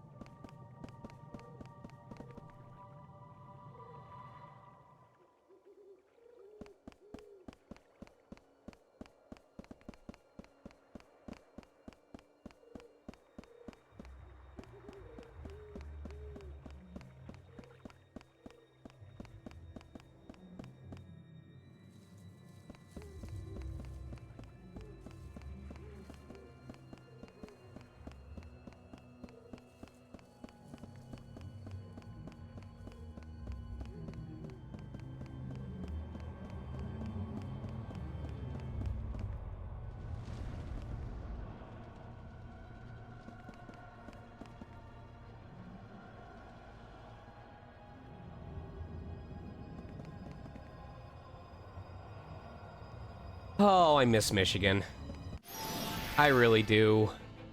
I want to go to a con in Michigan. Someone get me invited. Was it Otakon? What's the big one and everyone goes to?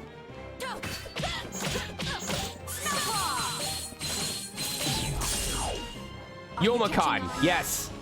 Please. Someone get me invited to Youmacon. Have a nice nap. If you get me invited to Youmacon and can prove it, I will pay for all of your meals. I'll pay for your convention ticket. Not bad at all. I'll pay for your hotel.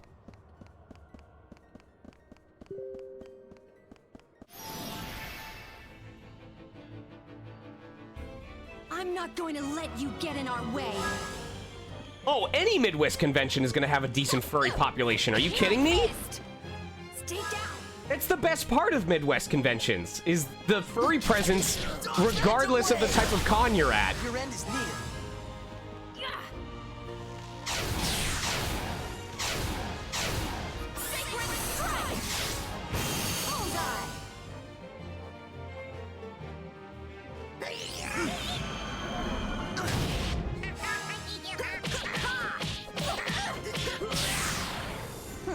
You're hopeless. And I promise y'all, I am a whore for conventions, all right? I have gone to tiny-ass, rinky-dink cons just because I like the opportunity to travel to different places. I promise you.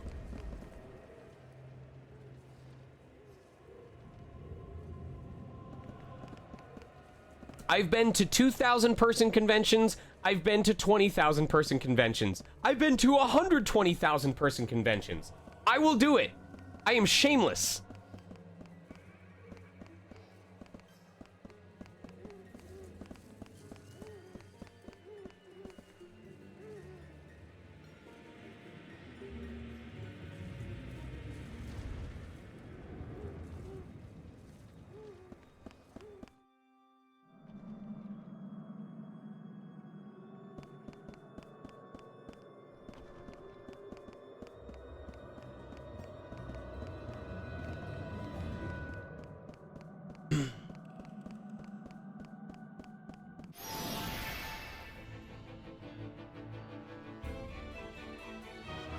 Come on, let's go. Show me what you've got. Well, Fatal, I can't make any guarantees. This is the one in Escanaba, Michigan, correct? Bay College, right? Well, I cannot guarantee anything, but I want to let you know that I have stayed in contact with the organizers of BayCon. I had an absolute blast when I went, and I told them, I don't expect anything, but after watching episode 5, I feel like I need to come back and watch episode 6 with everybody. So, I cannot guarantee anything, but I have expressed interest in coming back, and they seemed to have really enjoyed my time there when I went. And guests have done repeat visits before, so never say never is all I'm going to say. Stay down.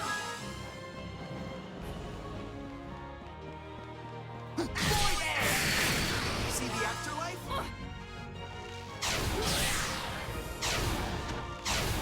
Sacred strike. Get going.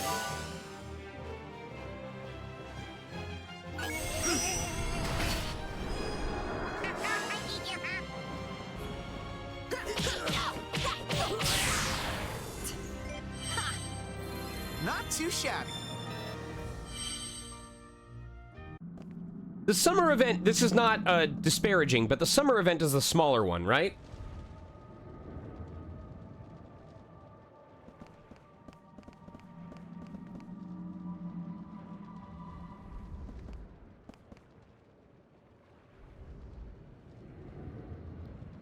I think it's called BayCon, isn't it?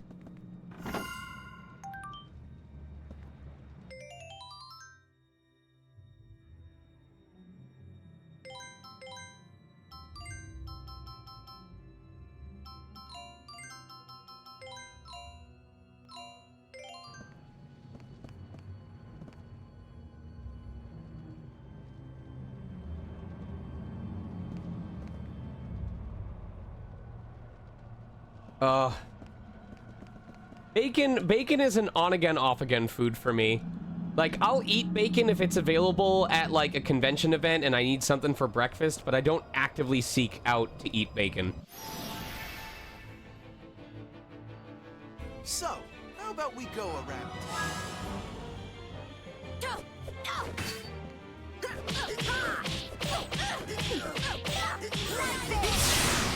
Stay down.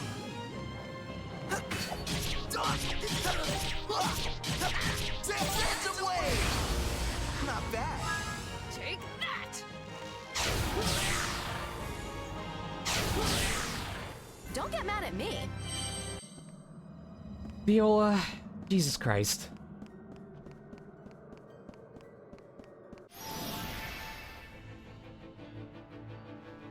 So, Sausage! how about we go around? I've leaned closer to being a sausage person. I also can go for a good waffle, but it depends really heavily. I've had really good waffles, and I've had fucking awful waffles before.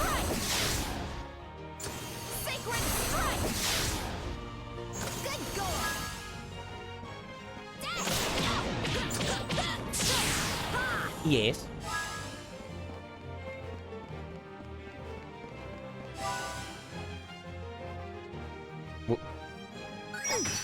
Like with batter? Are we still doing Pokemon theme for the kitchen? You said you wanted it to be that one artist that you really like. Like, if it were part of the Pokemon Not kitchen bad at theming, then yes, it would fit for both yourself and myself. But if it would just sit out of place in that, I don't know if I would actually use it often enough for it to be worth it. Because it tends to get really messy as well.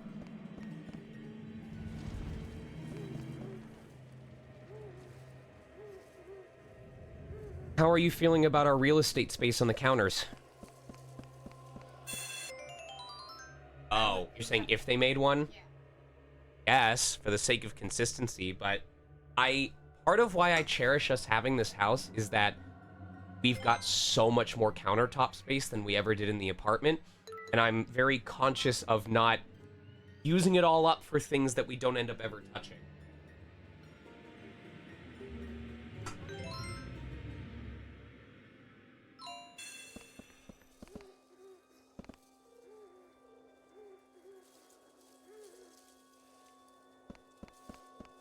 Yeah, but that leads to having attic boxes full of stuff. I have a bad memory involving, or bad memories involving that.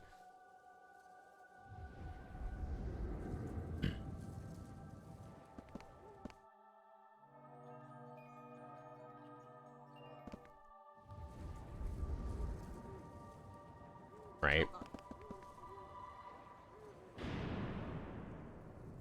What? No, but...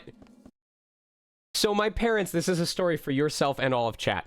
So my parents had an attic, or not an attic, they had a basement with a crawl space that led into, it was basically an alcove. It was an attic in the basement.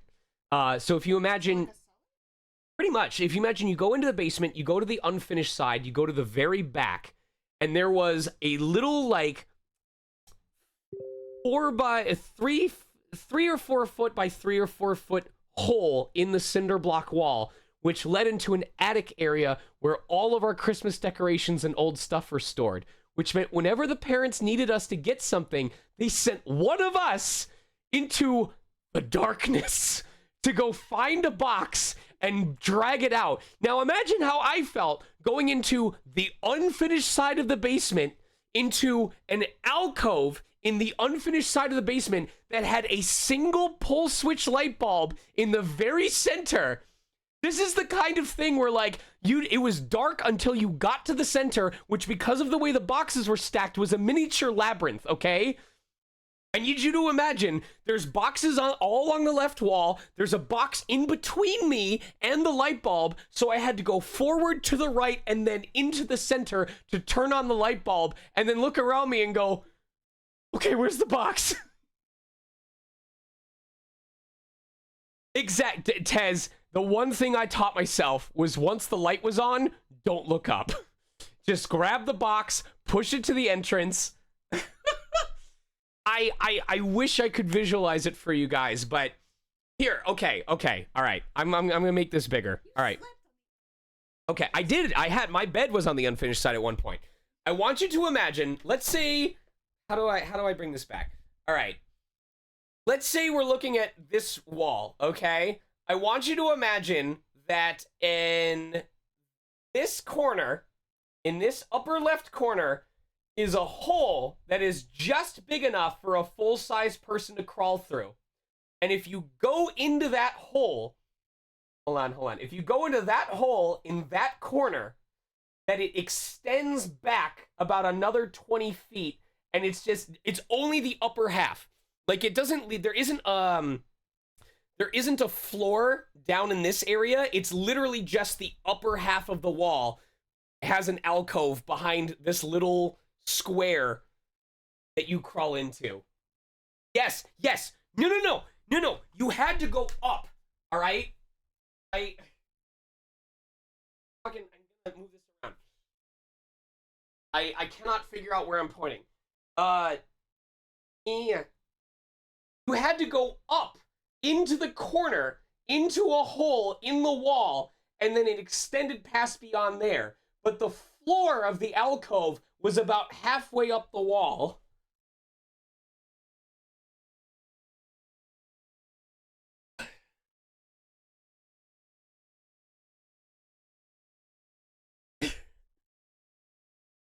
It was really cool and also really fucking scary.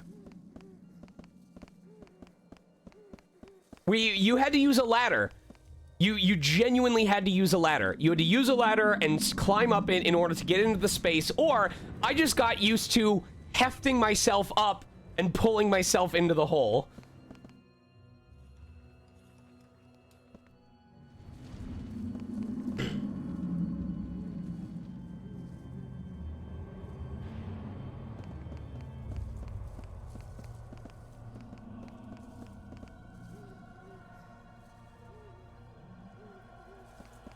Okay, hold on.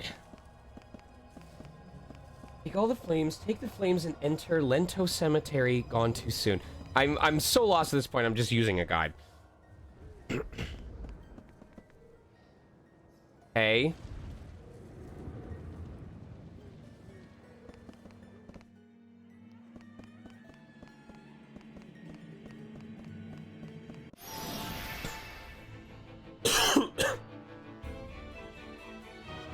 Come on, let's go! Show me what you've got!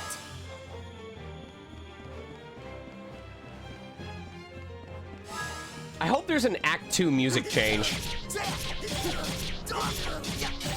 away!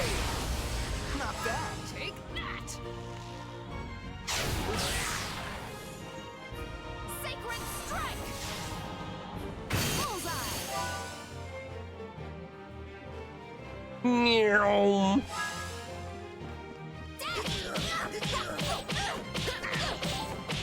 I don't even remember the asshole forest.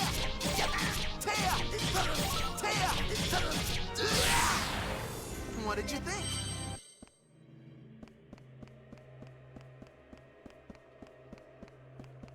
Oh god, it's okay. So what it's doing is, so there's a door on the lower side. There's a door on the lower side that I'll eventually unlock, but I have to do an entire roundabout path, grab a flame, and then come back.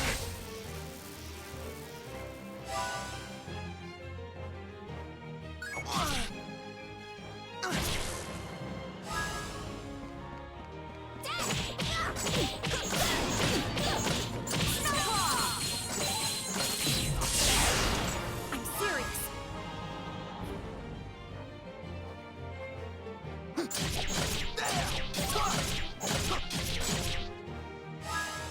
Heal arrow! Sacred strike! You're a mess. All right, so it's having me put the thing into here. Oh, I see what it's doing. So we're opening that path, and then it's gonna have us go back to the main entrance and open that path, and then go around the side in order to come back. Take all day.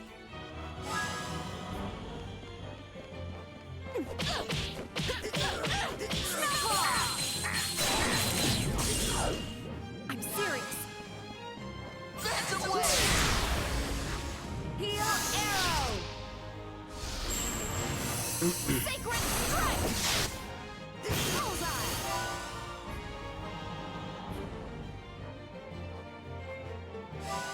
Keep it up, chuckle fuck.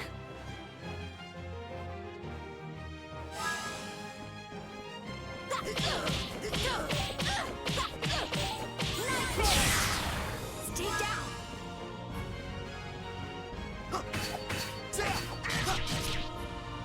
Take that! And goodbye. Not bad at all. He just does not give a fuck. That's the best part.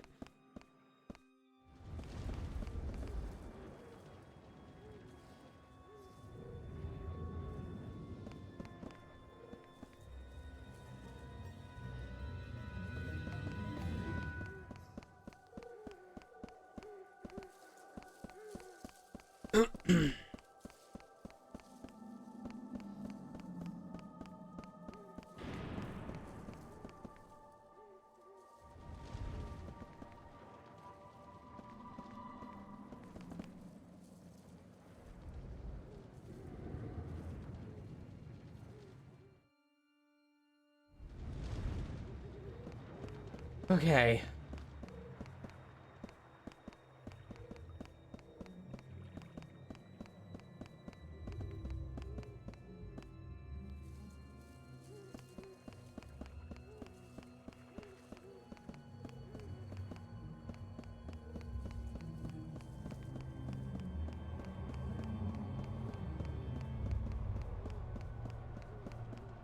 Such a long path. Okay, so now we grab these.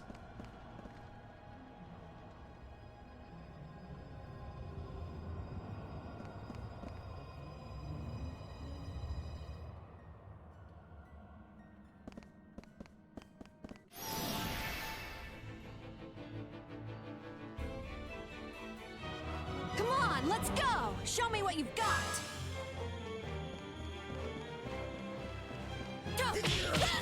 Night Fist!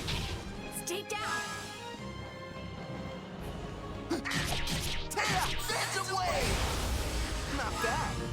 Take that! Sacred Strike! Bullseye!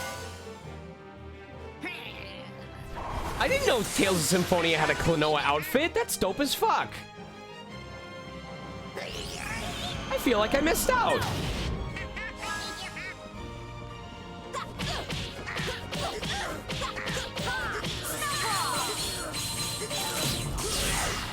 I'm serious.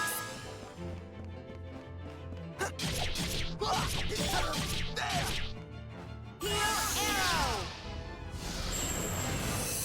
Sacred strike. Good going.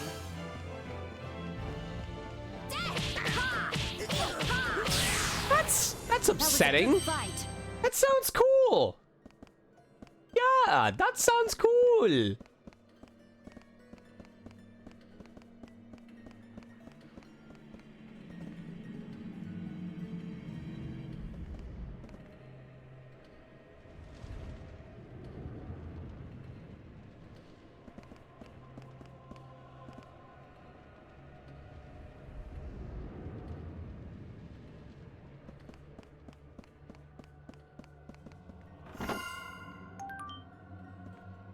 All right, what do we get here?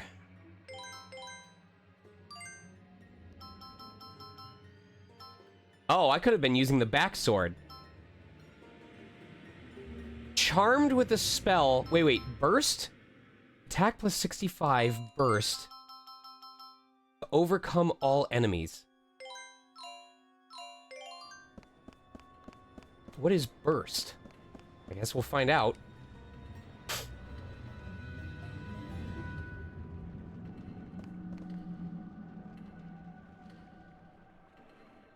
Oh, did I? I didn't grab the blue flame, did I? Oh, I hate having to remember this shit.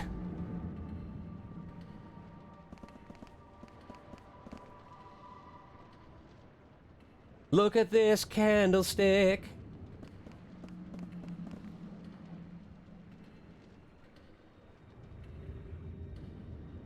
If they call it a definitive edition and it doesn't have everything, it's not a definitive edition.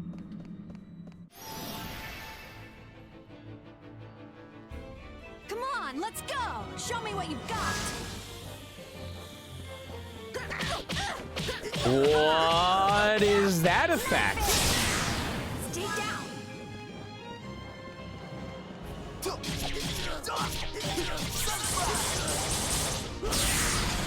He is Pretty good, huh? way stronger. Why is he so strong? It says consider the trade-offs before equipping this. Think I should go easy on ya? Hold on. First. Oh! It doubles his attack power but halves his defense. Yeah! Are you fucking kidding me?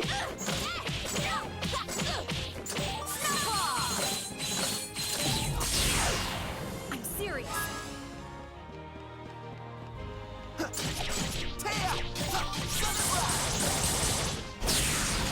Oh my god, Not yes! much of a challenge. All I have to do is defend. if I fail to do the defensive quick time event, I'm gonna die so fucking fast.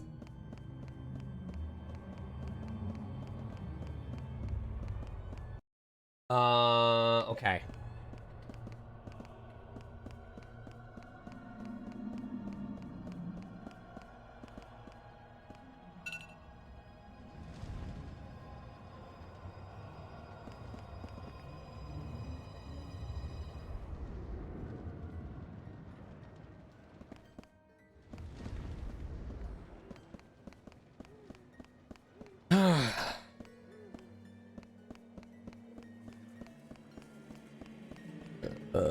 Excuse me.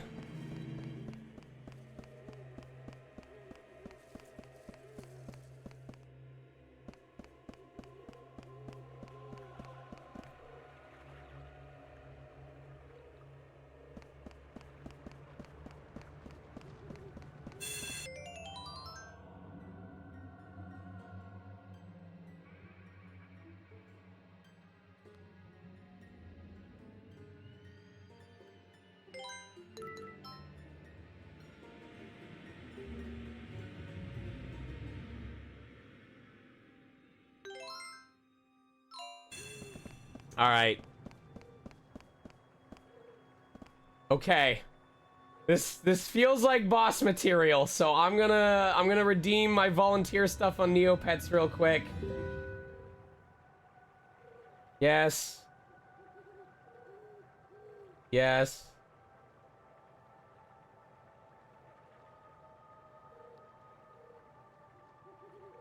All right. Oh yeah, I've been doing Neopets pretty consistently. I should start my next training thing too. Increase my endurance.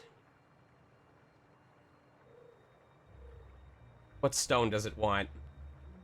A Q code stone. That's pretty cute. I'll just spend the money on it. Q code stone. Oh, you've been missing out, Fatal. We're in the middle of the Altador Cup.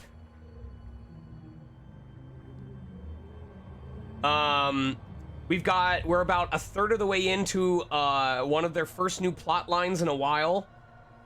No, KeyQuest is dead. KeyQuest is buried with a shotgun shell to the back of the skull, okay? KeyQuest is so far gone.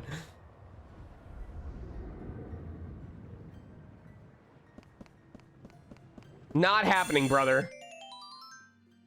I know it was Neopets Mario Party. I played it. I enjoyed it. I want it back, but I know that in no uncertain terms that the Neopets team said... They said it way more professionally, but they made it very clear that KeyQuest is dead, gone, and, like, rotted. It is... If KeyQuest was the mountain, it is currently a sandy beach. It is non-existent. Oh, what is that? Oh.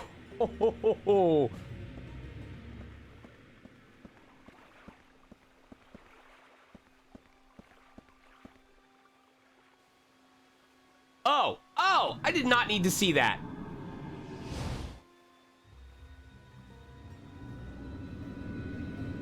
All right, let's go, Girl Squad. Come on, let's go! Show me what you've got!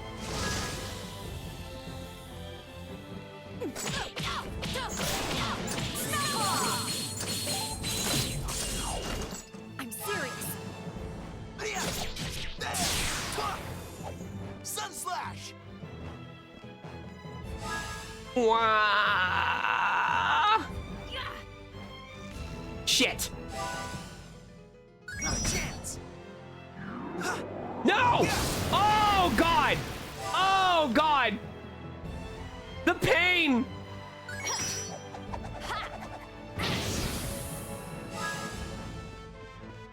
Shit, shit, shit!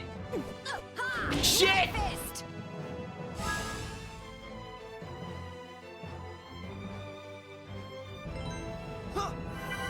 Thanks for that.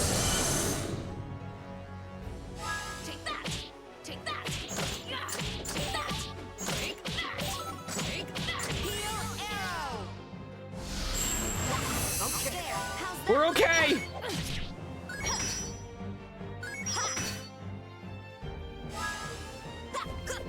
Can we please hit the giant fucking boss? Chew on that.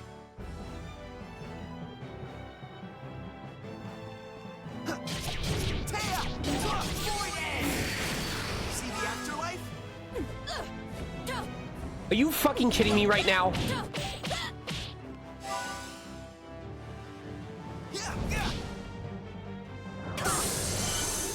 Ah! Take that. Take that. Heal arrow. There. How's that?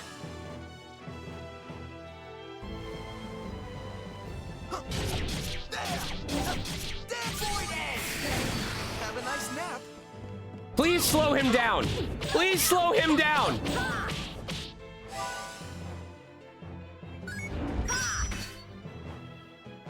I mean, that works.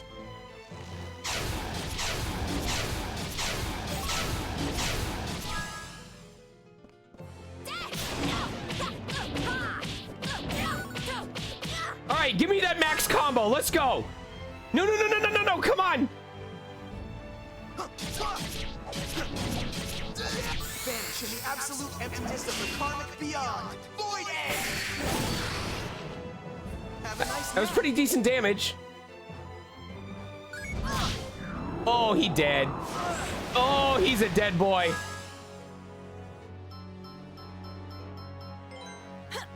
You're gonna pay for that. Can we finish this fight, please?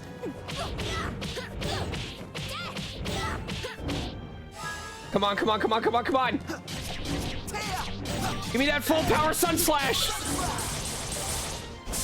Yeah! Let's As go. tough as they come. Woo! Oh my god. Oh, we got a new item for Viola too. I mustn't hesitate. All right.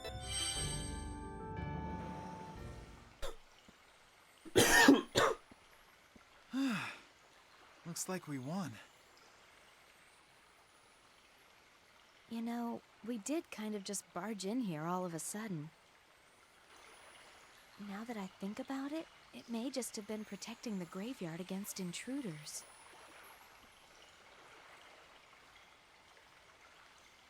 Well, I'd feel kind of bad about that then. But we already killed it, so too late to care now. Don't worry. The Spring Guardian is a spirit, so even if it's gone temporarily, it'll go back to normal soon. Come on, let's get the We can kill it as many times as we want.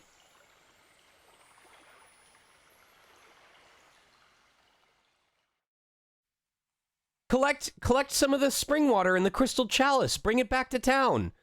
Do do do do do do do do do do do. Oh, What is it, Jazz? It seems like you have something on your mind. Claves, what do you think of falsetto? Huh? What do you mean? We have an information leak on our hands. There's a spy within our ranks, and I think that it may very well be falsetto. What? You don't think she's been acting strange lately? She's being oddly combative. Especially toward you. Think about it. She never used to be like that. Claves is the problem. Well, it could be. That falsetto is just jealous of us. I sincerely hope that's all it is. Even so, there is definitely something she's hiding from me. You are oblivious. I've known her since childhood, so we can tell almost everything. You are about each other. oblivious!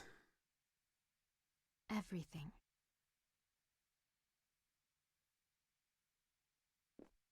She's my childhood friend, and now that we're mature adults, she's acting different towards me. I've told her everything, my deepest fears, my deepest insecurities, what I want in a partner, my future, my goals. And ever since I told her what I dream about, the kind of woman I'd like to be with, she's been acting different, taking on qualities of people that I've come to admire. What could my very good friend be trying to tell me? Hold on. If there's a spy among us, wouldn't the guards have been watching the dungeon? Among Us! Remember, our plan was to infiltrate the dungeon directly through the secret passage. Yes, that is true. It must have been a coincidence. I can't believe Falsetto is a spy. Believe it. Yes, you're right. Thanks, Claves. That's a relief. I was just about to lose my faith in Falsetto. I think so-and-so is a spy. No! My opinion has changed. Thank you. It just, imagine if that's like, sir, you are accused of murdering this man. I didn't murder him. Oh, okay. My bad. It sure is taking them a long time. You think I should go to Andante and get them? Yes, that's a good idea. Girl, your forehead's like Code Lyoko tier. I wonder what the slow zoom in on the camera could be doing. No particular reason. He just leaves her by herself, and the camera decides to linger on her for 5 seconds.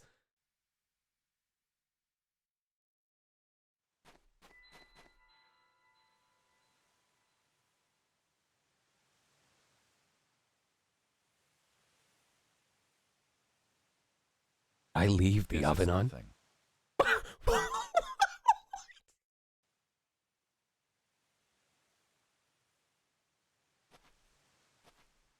Guess what's nothing? What just happened?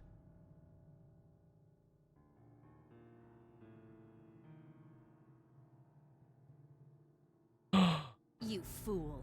The information you provided us was very valuable. But I was ordered to kill you if your identity was revealed. Don't take it personally. Hello? I know you. You're Rondo. Falsetto has suspected you for some time now. I suppose sooner or later, they were bound to find out. You had the perfect opportunity to frame her as a spy, and you let it slip away. That failure cannot go unpunished.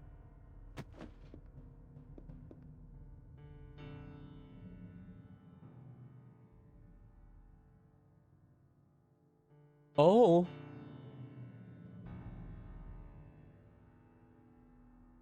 I already knew that Falsetto suspected it was me. Who are you talking to?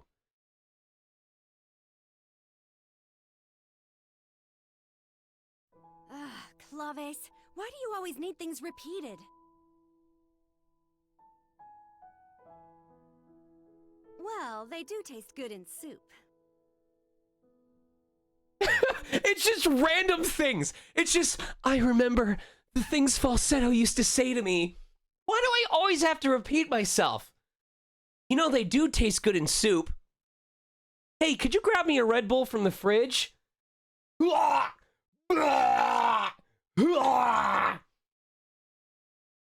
Just 5 more minutes. But it's just random shit from throughout the day. I don't know about that. I seriously doubt he'll be attacking Andantino anytime soon. It's true. I could subclass the Landsknecht as a Night Seeker, but if I went bushy, wouldn't I get a better DPS output? It's boring when things always go according to plan. Oh, that was my second guess. It's nice to have things shaken up every once in a while. It's okay with you, isn't it, Claves? Who are you looking at?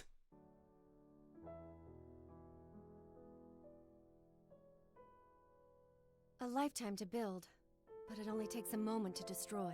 You know, human beings really are masters of destruction. She's not actually talking to her, she's just musing to herself, and these were all when, like, Claves was hidden in a tree, or hidden behind a bush, or, like, peering in from a window and just listening in. So it's just Falsetto fucking doing crazy talk to herself. Everything we do has some effect on the environment.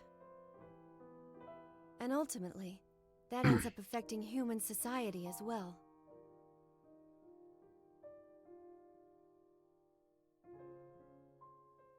Waltz really made a mistake when he chose me for this mission. Because I went and fell in love with the target. I guess I'm a failure as a spy. But more than that, I'm an idiot too. Why did I say those things to him?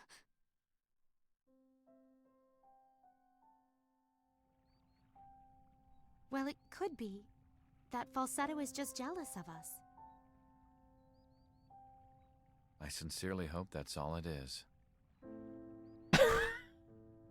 Even so, there is definitely something she's hiding Yeah, this is like a 10-minute cutscene for a 2-minute death. from me. I've known her since childhood, so we can tell almost everything about each other. Everything. When he was saying that he and Falsetto knew everything about each other, I felt so... The truth is, I guess I'm the one who... Girl, you're not even bleeding. You're having stomach cramps. Get up. Of them. As a woman, I just didn't want to lose to Falsetto. I wanted to fight for him fairly and Jay, I was just about to go, are you dying or not? have him choose me. This is like, the game's like, oh shit, we never actually gave her exposition. Fuck, we need to give players a reason to care. Just put it all in. These are her dying words. Sir, this is a dying monologue. Yeah, whatever. What a joke. A fair fight? That's the last thing anyone would expect from someone as deceitful as me. And yet, after all that I've done... Claves, I've known you for like literally less than 24 hours of game. Hold on. If there's a spy among us, wouldn't the guards have been watching the dungeon? What?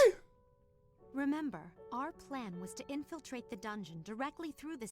Sir, the contract that we signed requires that all major characters have at least 5 cutscenes. Claves has had only 3.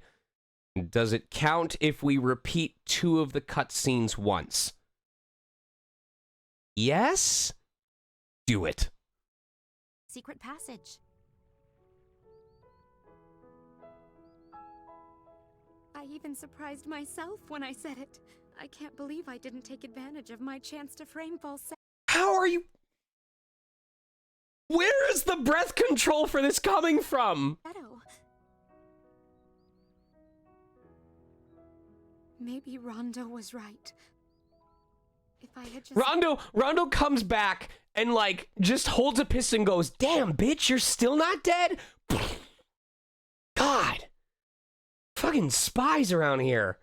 Made her out to be the spy. My job and my love life would have been easy. But it's strange. I don't regret it at all. For once, it actually felt like we were on equal footing.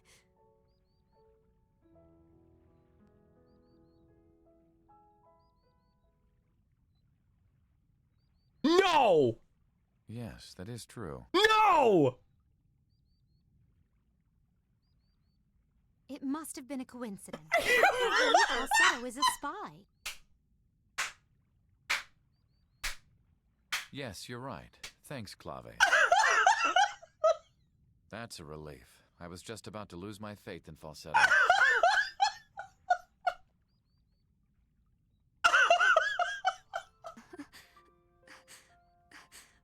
Well, ultimately, I guess I lose both in work and in love. Fall out the window, please. Please fall out the window. I wish I had grown up with Jazz. Then, just maybe I would have led a life better than the one I did. I truly envy Falsetto. No, she's leaning her elbow against the window.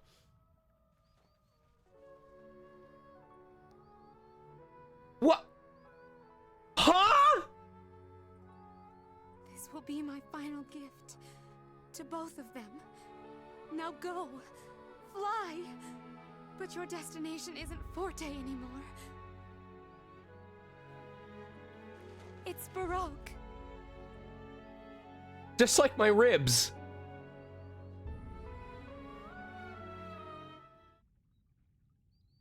Thunk.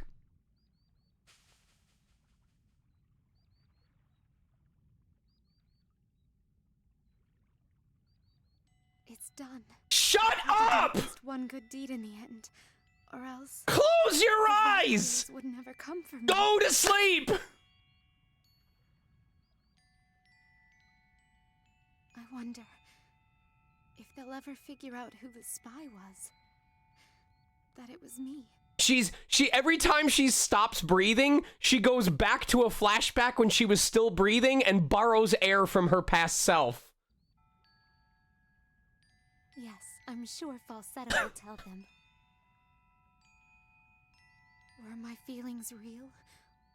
Or was it all just some kind of illusion?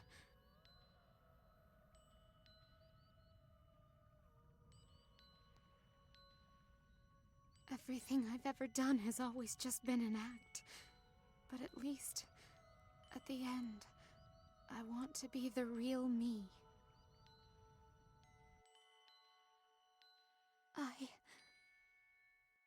I truly loved you.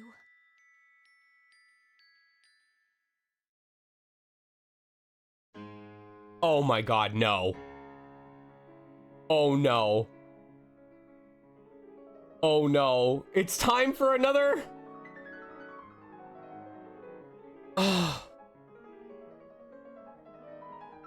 And now, history with Kermit the Frog.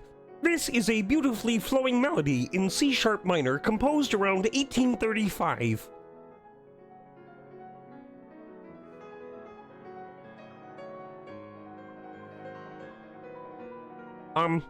Progress the PowerPoint, please. Despite the beauty and fantasy that is true to its name, Chopin did not intend to release this piece to the public.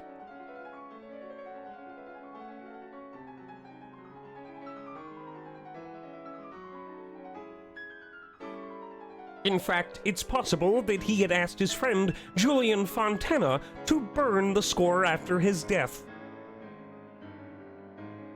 Also, I'm like half convinced that this game was partially funded by like the Smithsonian or something, where they were like, hey, can we, like a product placement, where they were like, hey, can we fund you $200,000 to build a game around this music to raise awareness?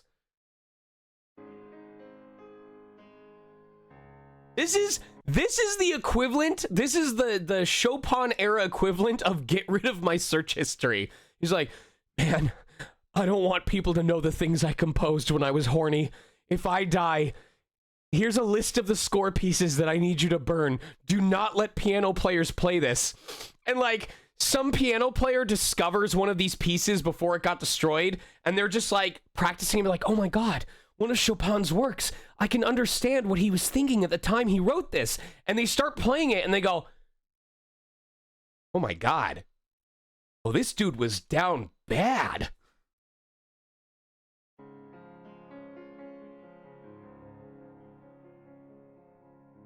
It is said that the reason for this was that it resembled Beethoven's Moonlight Sonata. Oh, he was he was a plagiarizer. My man said, guys, I traced this one. Don't let the artist see it. I don't want to be in a controversy. I was just for practice, bro. It was just for reference.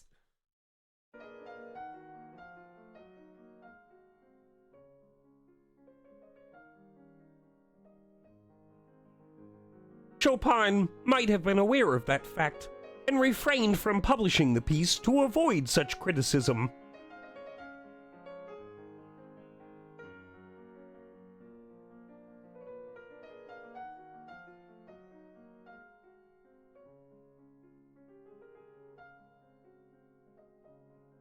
Sure, bro, you can copy my homework, just change it a little.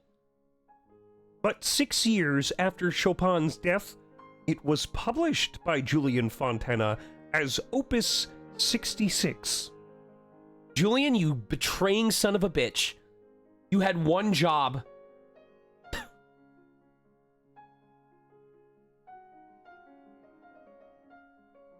This must have been very difficult for Fontana. You know, going against your dead friend's final wish, serving your own interests. He probably spent a great deal of time debating whether it was best to just respect the wishes of his friend. But also, money.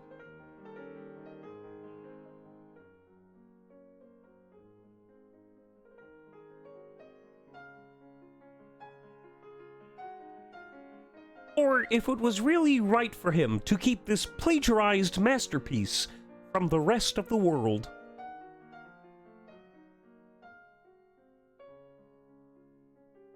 It's not my creation. I don't own the rights to it. But yet, he is dead. So now it's mine.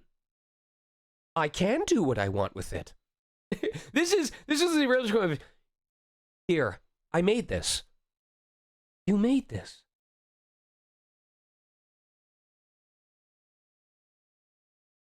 I made this.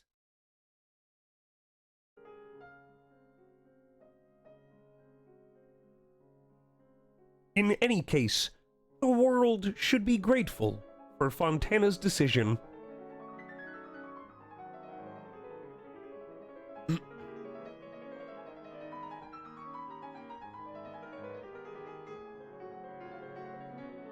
If he had not published that score,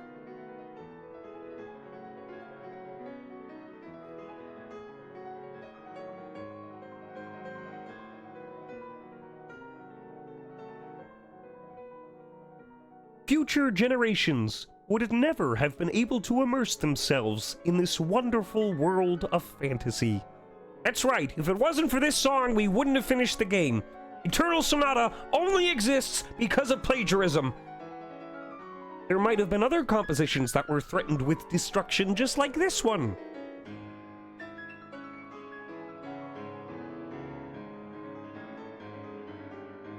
Wait. What? Why does this piece being published have any effect on the archival or not of other compositions? Though Chopin's request might have seemed reasonable at the time,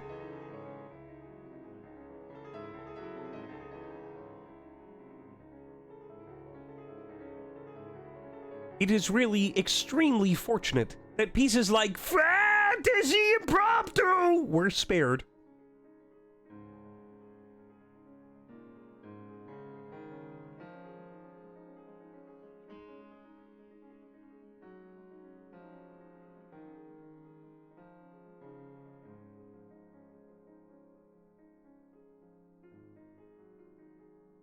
In this episode, the writer's barely disguised fetish for Chopin music.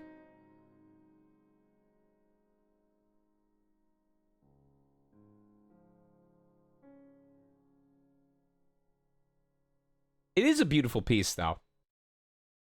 Oh, that was the end of the chapter. Wow. We actually ended stream at a decent time. I didn't realize it was the actual end of the chapter.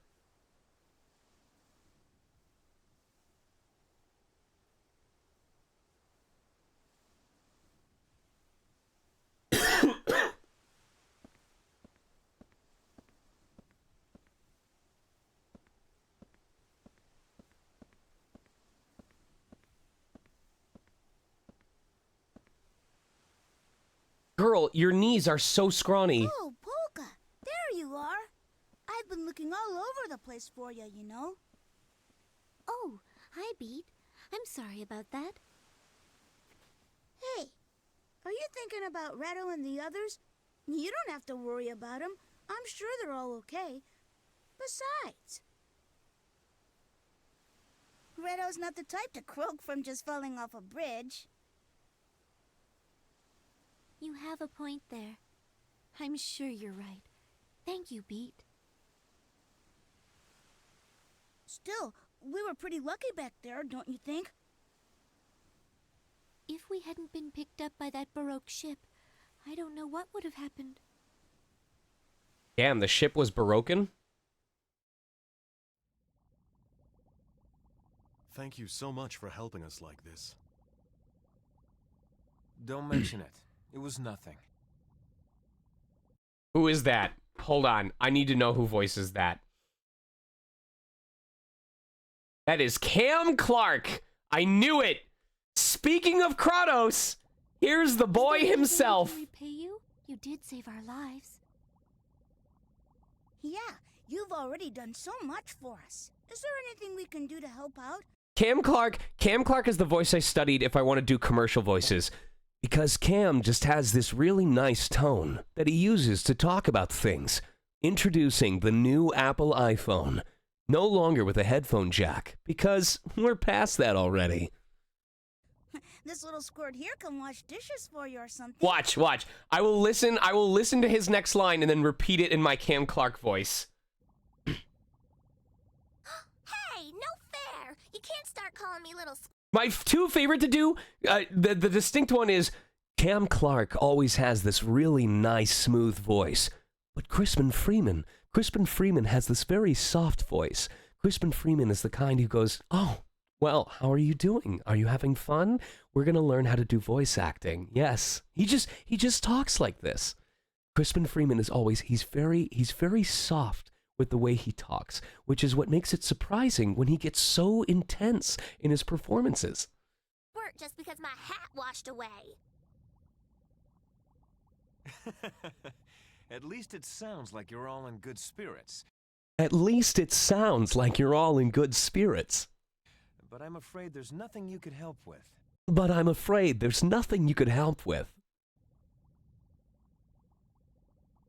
Really, you should probably all just get some rest.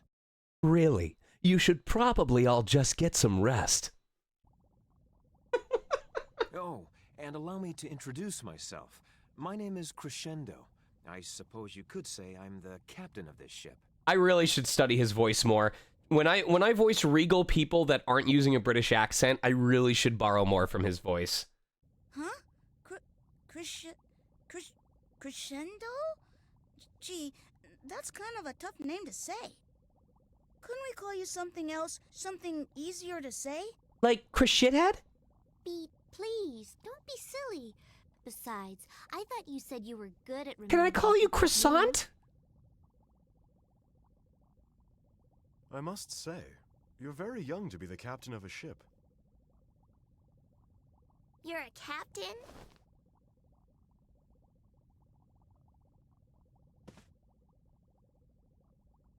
Are you? Hey, hold on now.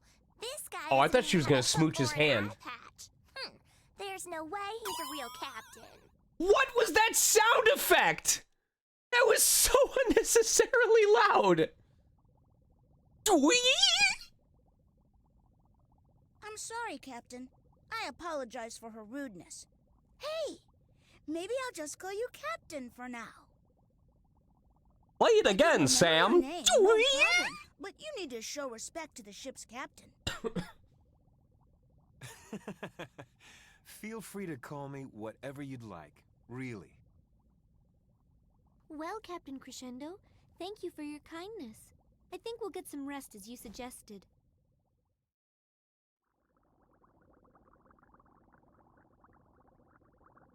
It's the Crystal Chalice. This is just Crystal Chronicles. It's Christmas!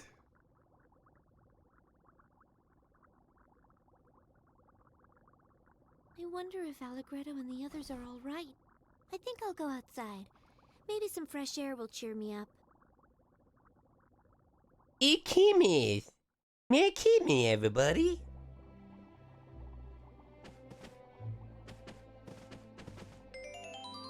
Oh, God. Oh, God. Oh, I'm gonna be forced to use these guys. Oh, fuck. Oh, no! It's the worst party ever! Oh, God. Oh, shit.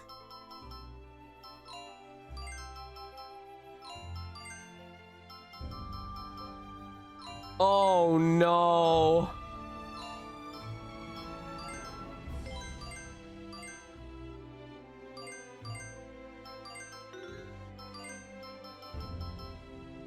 Oh, boy.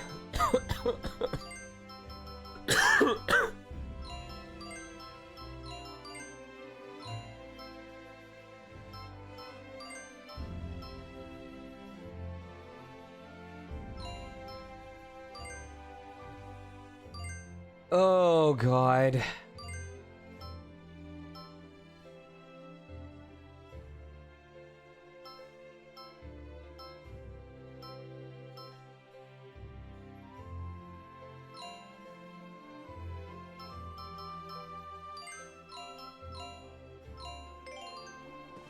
I have enough money. This music's really cool, though. Please give me a save point. Okay, cool. Excuse me, everybody. It forever keys me. This is Winter Wonderland. Alright, it's like 12 hours before I have a session, and I need to hope that my voice holds up, so... We managed to do a stream today. Yay. This actually worked out well. This is about how long a stream would normally run. Maybe an hour over because of the time we spent on Etrian. I will see how I'm feeling vocally tomorrow if I'm able to do Paper Mario. I can't guarantee anything yet just because, for example, it depends largely if I'm going to get home by 6, but also I have to make sure I'm able to do my session on Wednesday. So, I'm not sure. I don't know yet where it stands. But if I do not stream tomorrow for Paper Mario, I do want to let you know that we are doing our movie night on Tuesday? Yes. On Tuesday the 13th is when we will be seeing Puss in Boots. So please don't forget that. Let me log in real quick to see who we can stream. And even if we don't stream tomorrow, I would love to see y'all for Puss in Boots.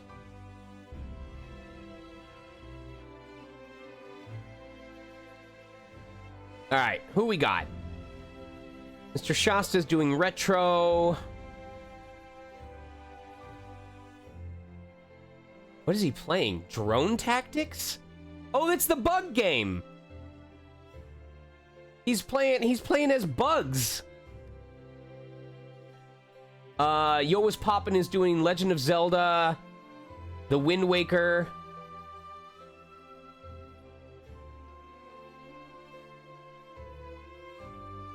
Oh, that's funny. That you can re-recruit him in the snow area. I don't know who to raid. Mr. Bad Guy is doing Final Fantasy VI. Yamastream, Doma Fox. Lethal Company. I'm just trying to figure out who to support. You know what? Canadian Dragon is doing Jackbox Party Packs. So, if you guys want to participate in something, we can do that.